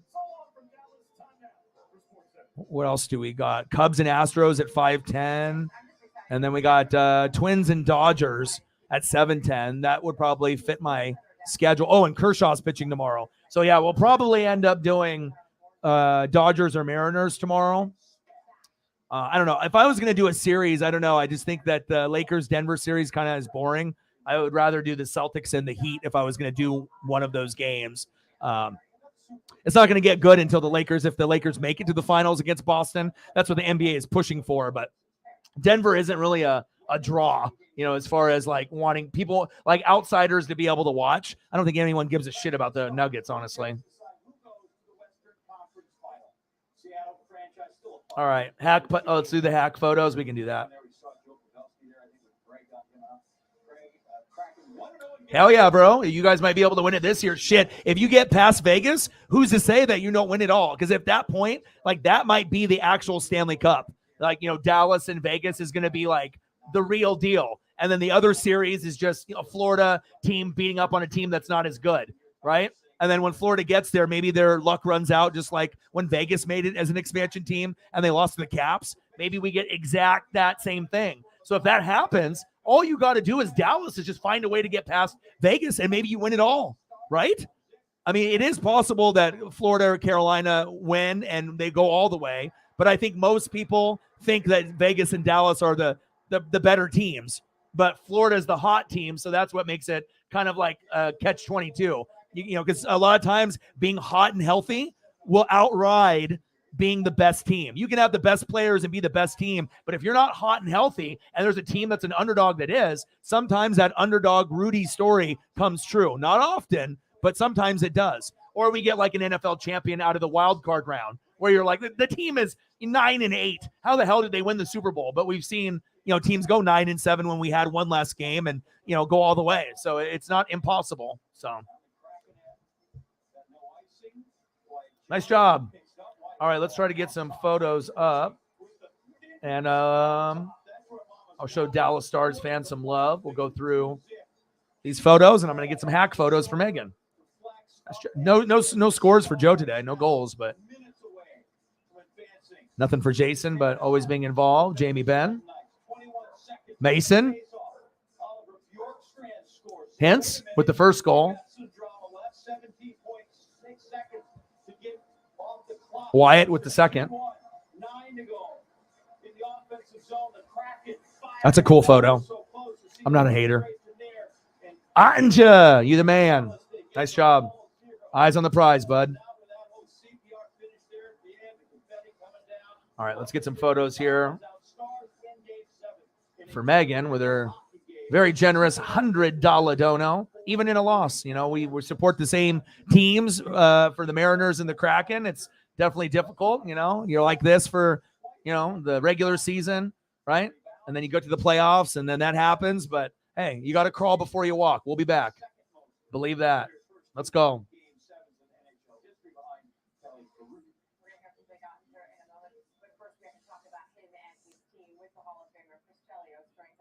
Look, this game was a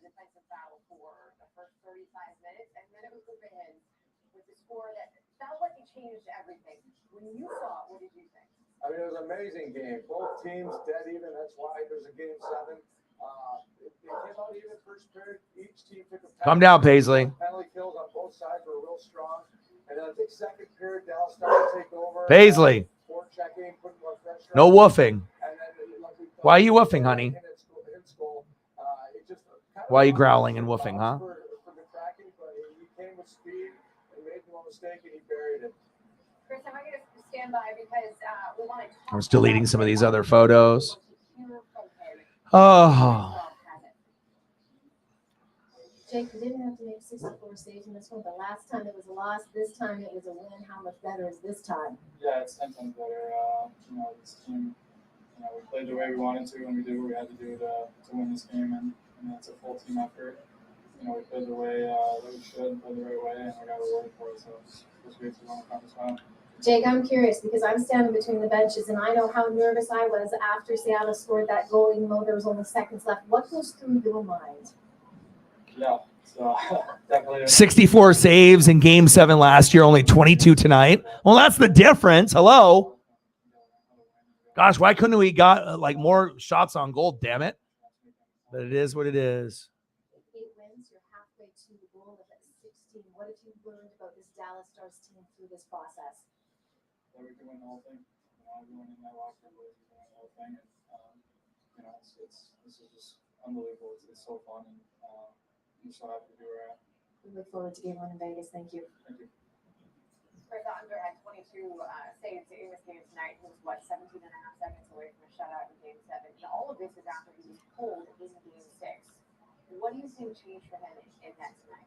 Well, we talked about it before the game. It's the same day as last year when he came up with those. Paisley, you're fine. Against Calgary. Yes, Daddy's right here. It's great to see him come back. Dad's right here. Very seldom did he have a back-to-back games where Daddy's right here. And he came in, the team rallied around him, played really well in front of him when he was tested.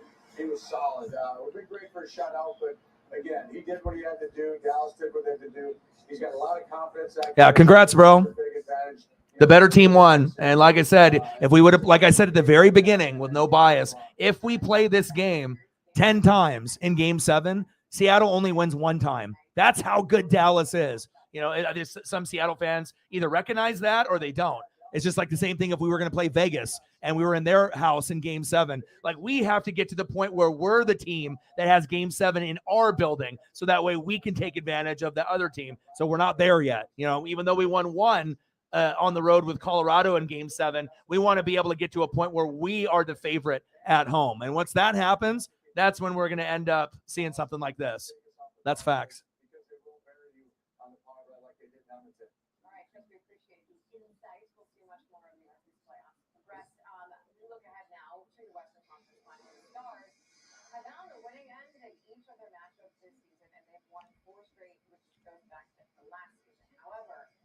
Even though the Stars took each game, the most recent 2 games between these 2 teams went to a shootout. We don't have those in the playoffs. Shohei Ohtani, the hitter, had to have a big night at the plate because he had to overcome Shohei Ohtani, the pitcher. The Orioles were also involved in this game, as you shall see. Adam Frazier. Oh, man. What an emotional roller coaster. But one thing that we can say for damn sure, it wasn't this guy's fault. He did everything that he could. It's like every other game was 6 to 9 goals, and we could only get 1. It's like a pitcher getting a 1-hitter or no hitter. You just didn't get enough support today, unfortunately. But the reason why also, right, you have to give credit to Dallas because they're so good. They made it difficult on us. So appreciate that. So you can get that one back. 456, longest by Angels player this season. And he got the helmet. Didn't help his pitching. Good for the hit. It took 7-4. Ohtani here in the 5th. That's down in the gap. Can't make the play. Ohtani round in 2nd. He's going out as hard as he can, standing up in the 3rd. He already had a single. Got home. He's a double away from the second. Remember, he had that earlier this year. He was very close. He was the first player to accomplish it. He was a starting pitcher. A reliever did it back in the 1880s. There he is. 1880s? 1887. Yep, I wasn't there for that. In the 7th, he grounds out. So now he's just 3 for 4. Up in the 9th. Otani needing 2 bags. You can see. Yeah, me too. So he's going to get the win. Especially when you're going that late and you already know the history of the series, you know, and how everything was going. Like it was just right there. Like if we would have just played like we did in, game 1 or just got more goals. But so the Kraken had 5 goals in game 1, 2 in game 2, 7 in game 3, 3 in game 4, 2 in game 5, and then 6 in game 6. So.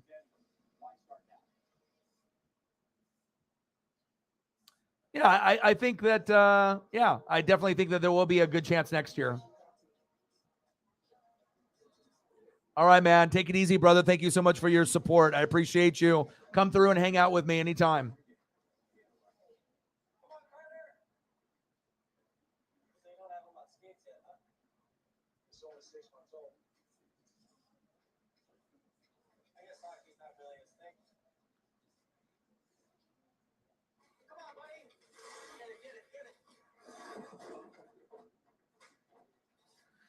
Oh, man.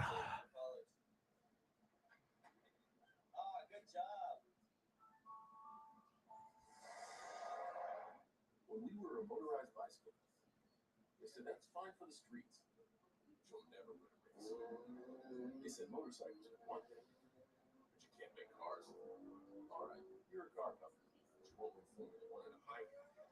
Well, you'll never compete off road. We're throwing up some hack photos for Megan for generous dono. You donate, you get some cool shit that you like on the screen. Might be your favorite player or favorite team. Susan, with Paycom, employees do their own payroll. That's Paycom, a magic payroll. Yeah, and the better team won. I mean, that's just the bottom line. The better team won, and it's just great experience. And sometimes, that luck runs out. And the same thing with like Florida. They can beat Carolina and think they're going to go all the way. But realistically, if they, get to the Stanley Cup, they're probably losing to Dallas or Vegas in 6. They'll win 2, but they won't win 4. That's kind of how I feel that it will go. So we feel heartbreak now. The heartbreak will be a lot harder for Florida once they get to the Stanley Cup and lose, if that's what happens.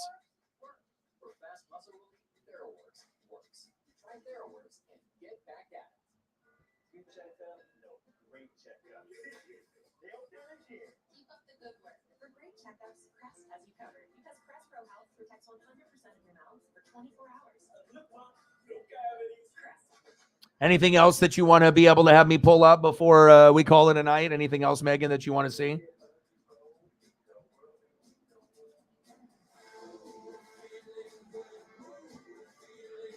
I'm just going down the hack train, seeing what I can find.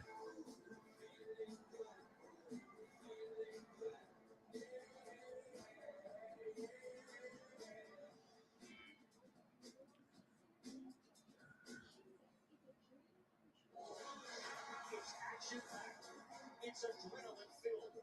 It's must-watch. Guardians, Mets, MLB stars take the stage on Sunday Night Baseball. Hi, everyone watching at home. We're here to remind you that if you or someone you know were injured in an accident that was not your fault, listen up. We have live agents available right now to answer your questions and tell you how. Down to Dallas, your Yanni sums up Game 7 and this series. I'm super proud, honestly. Vetsku. Yeah, that's awesome. Sure, let's do that. We built something here this year. We started last year, but I think we took a lot of steps in the right direction this year. Obviously, that's not the end result. The end result is a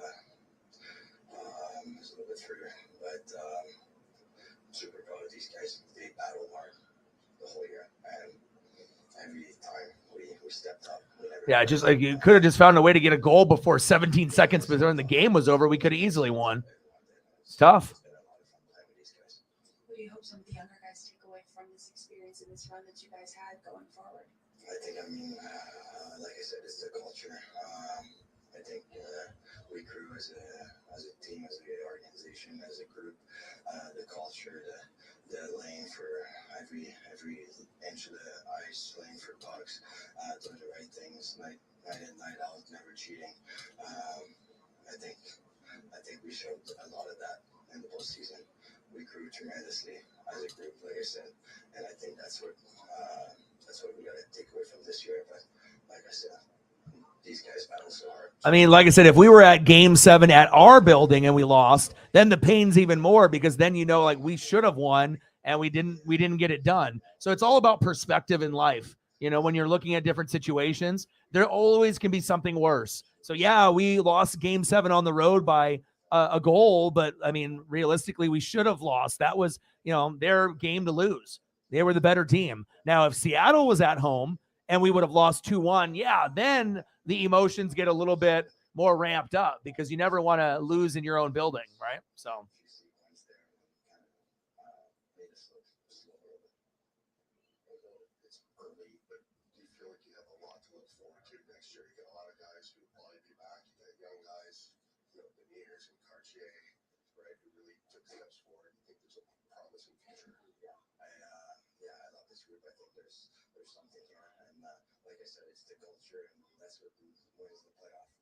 I got it on Root Sports right now. They're doing interviews with all the Kraken players.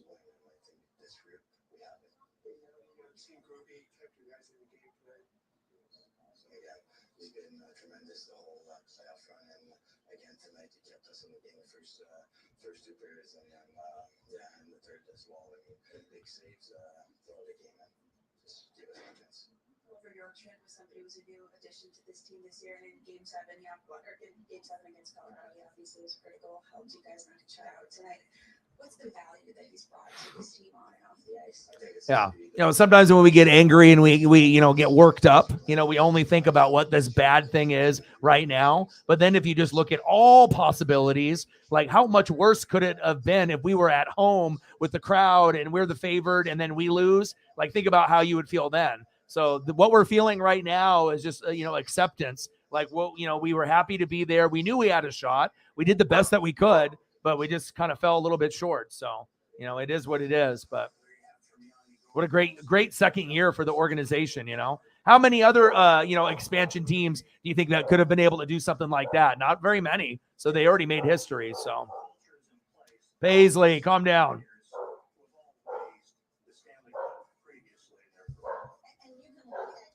Paisley is going crazy.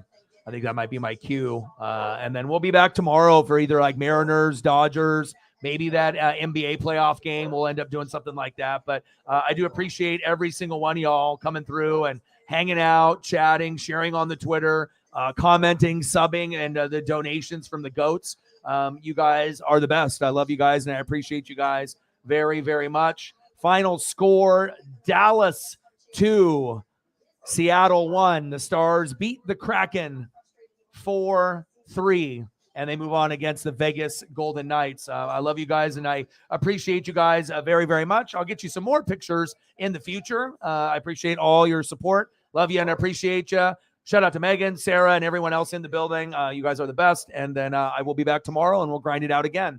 Final score, Stars 2, Kraken 1. Don't worry, we'll be back. And I got one question for you. Who talk sports like us? Your boy Ryan, Northwest Sports Fanatics, and I'm out. Gang.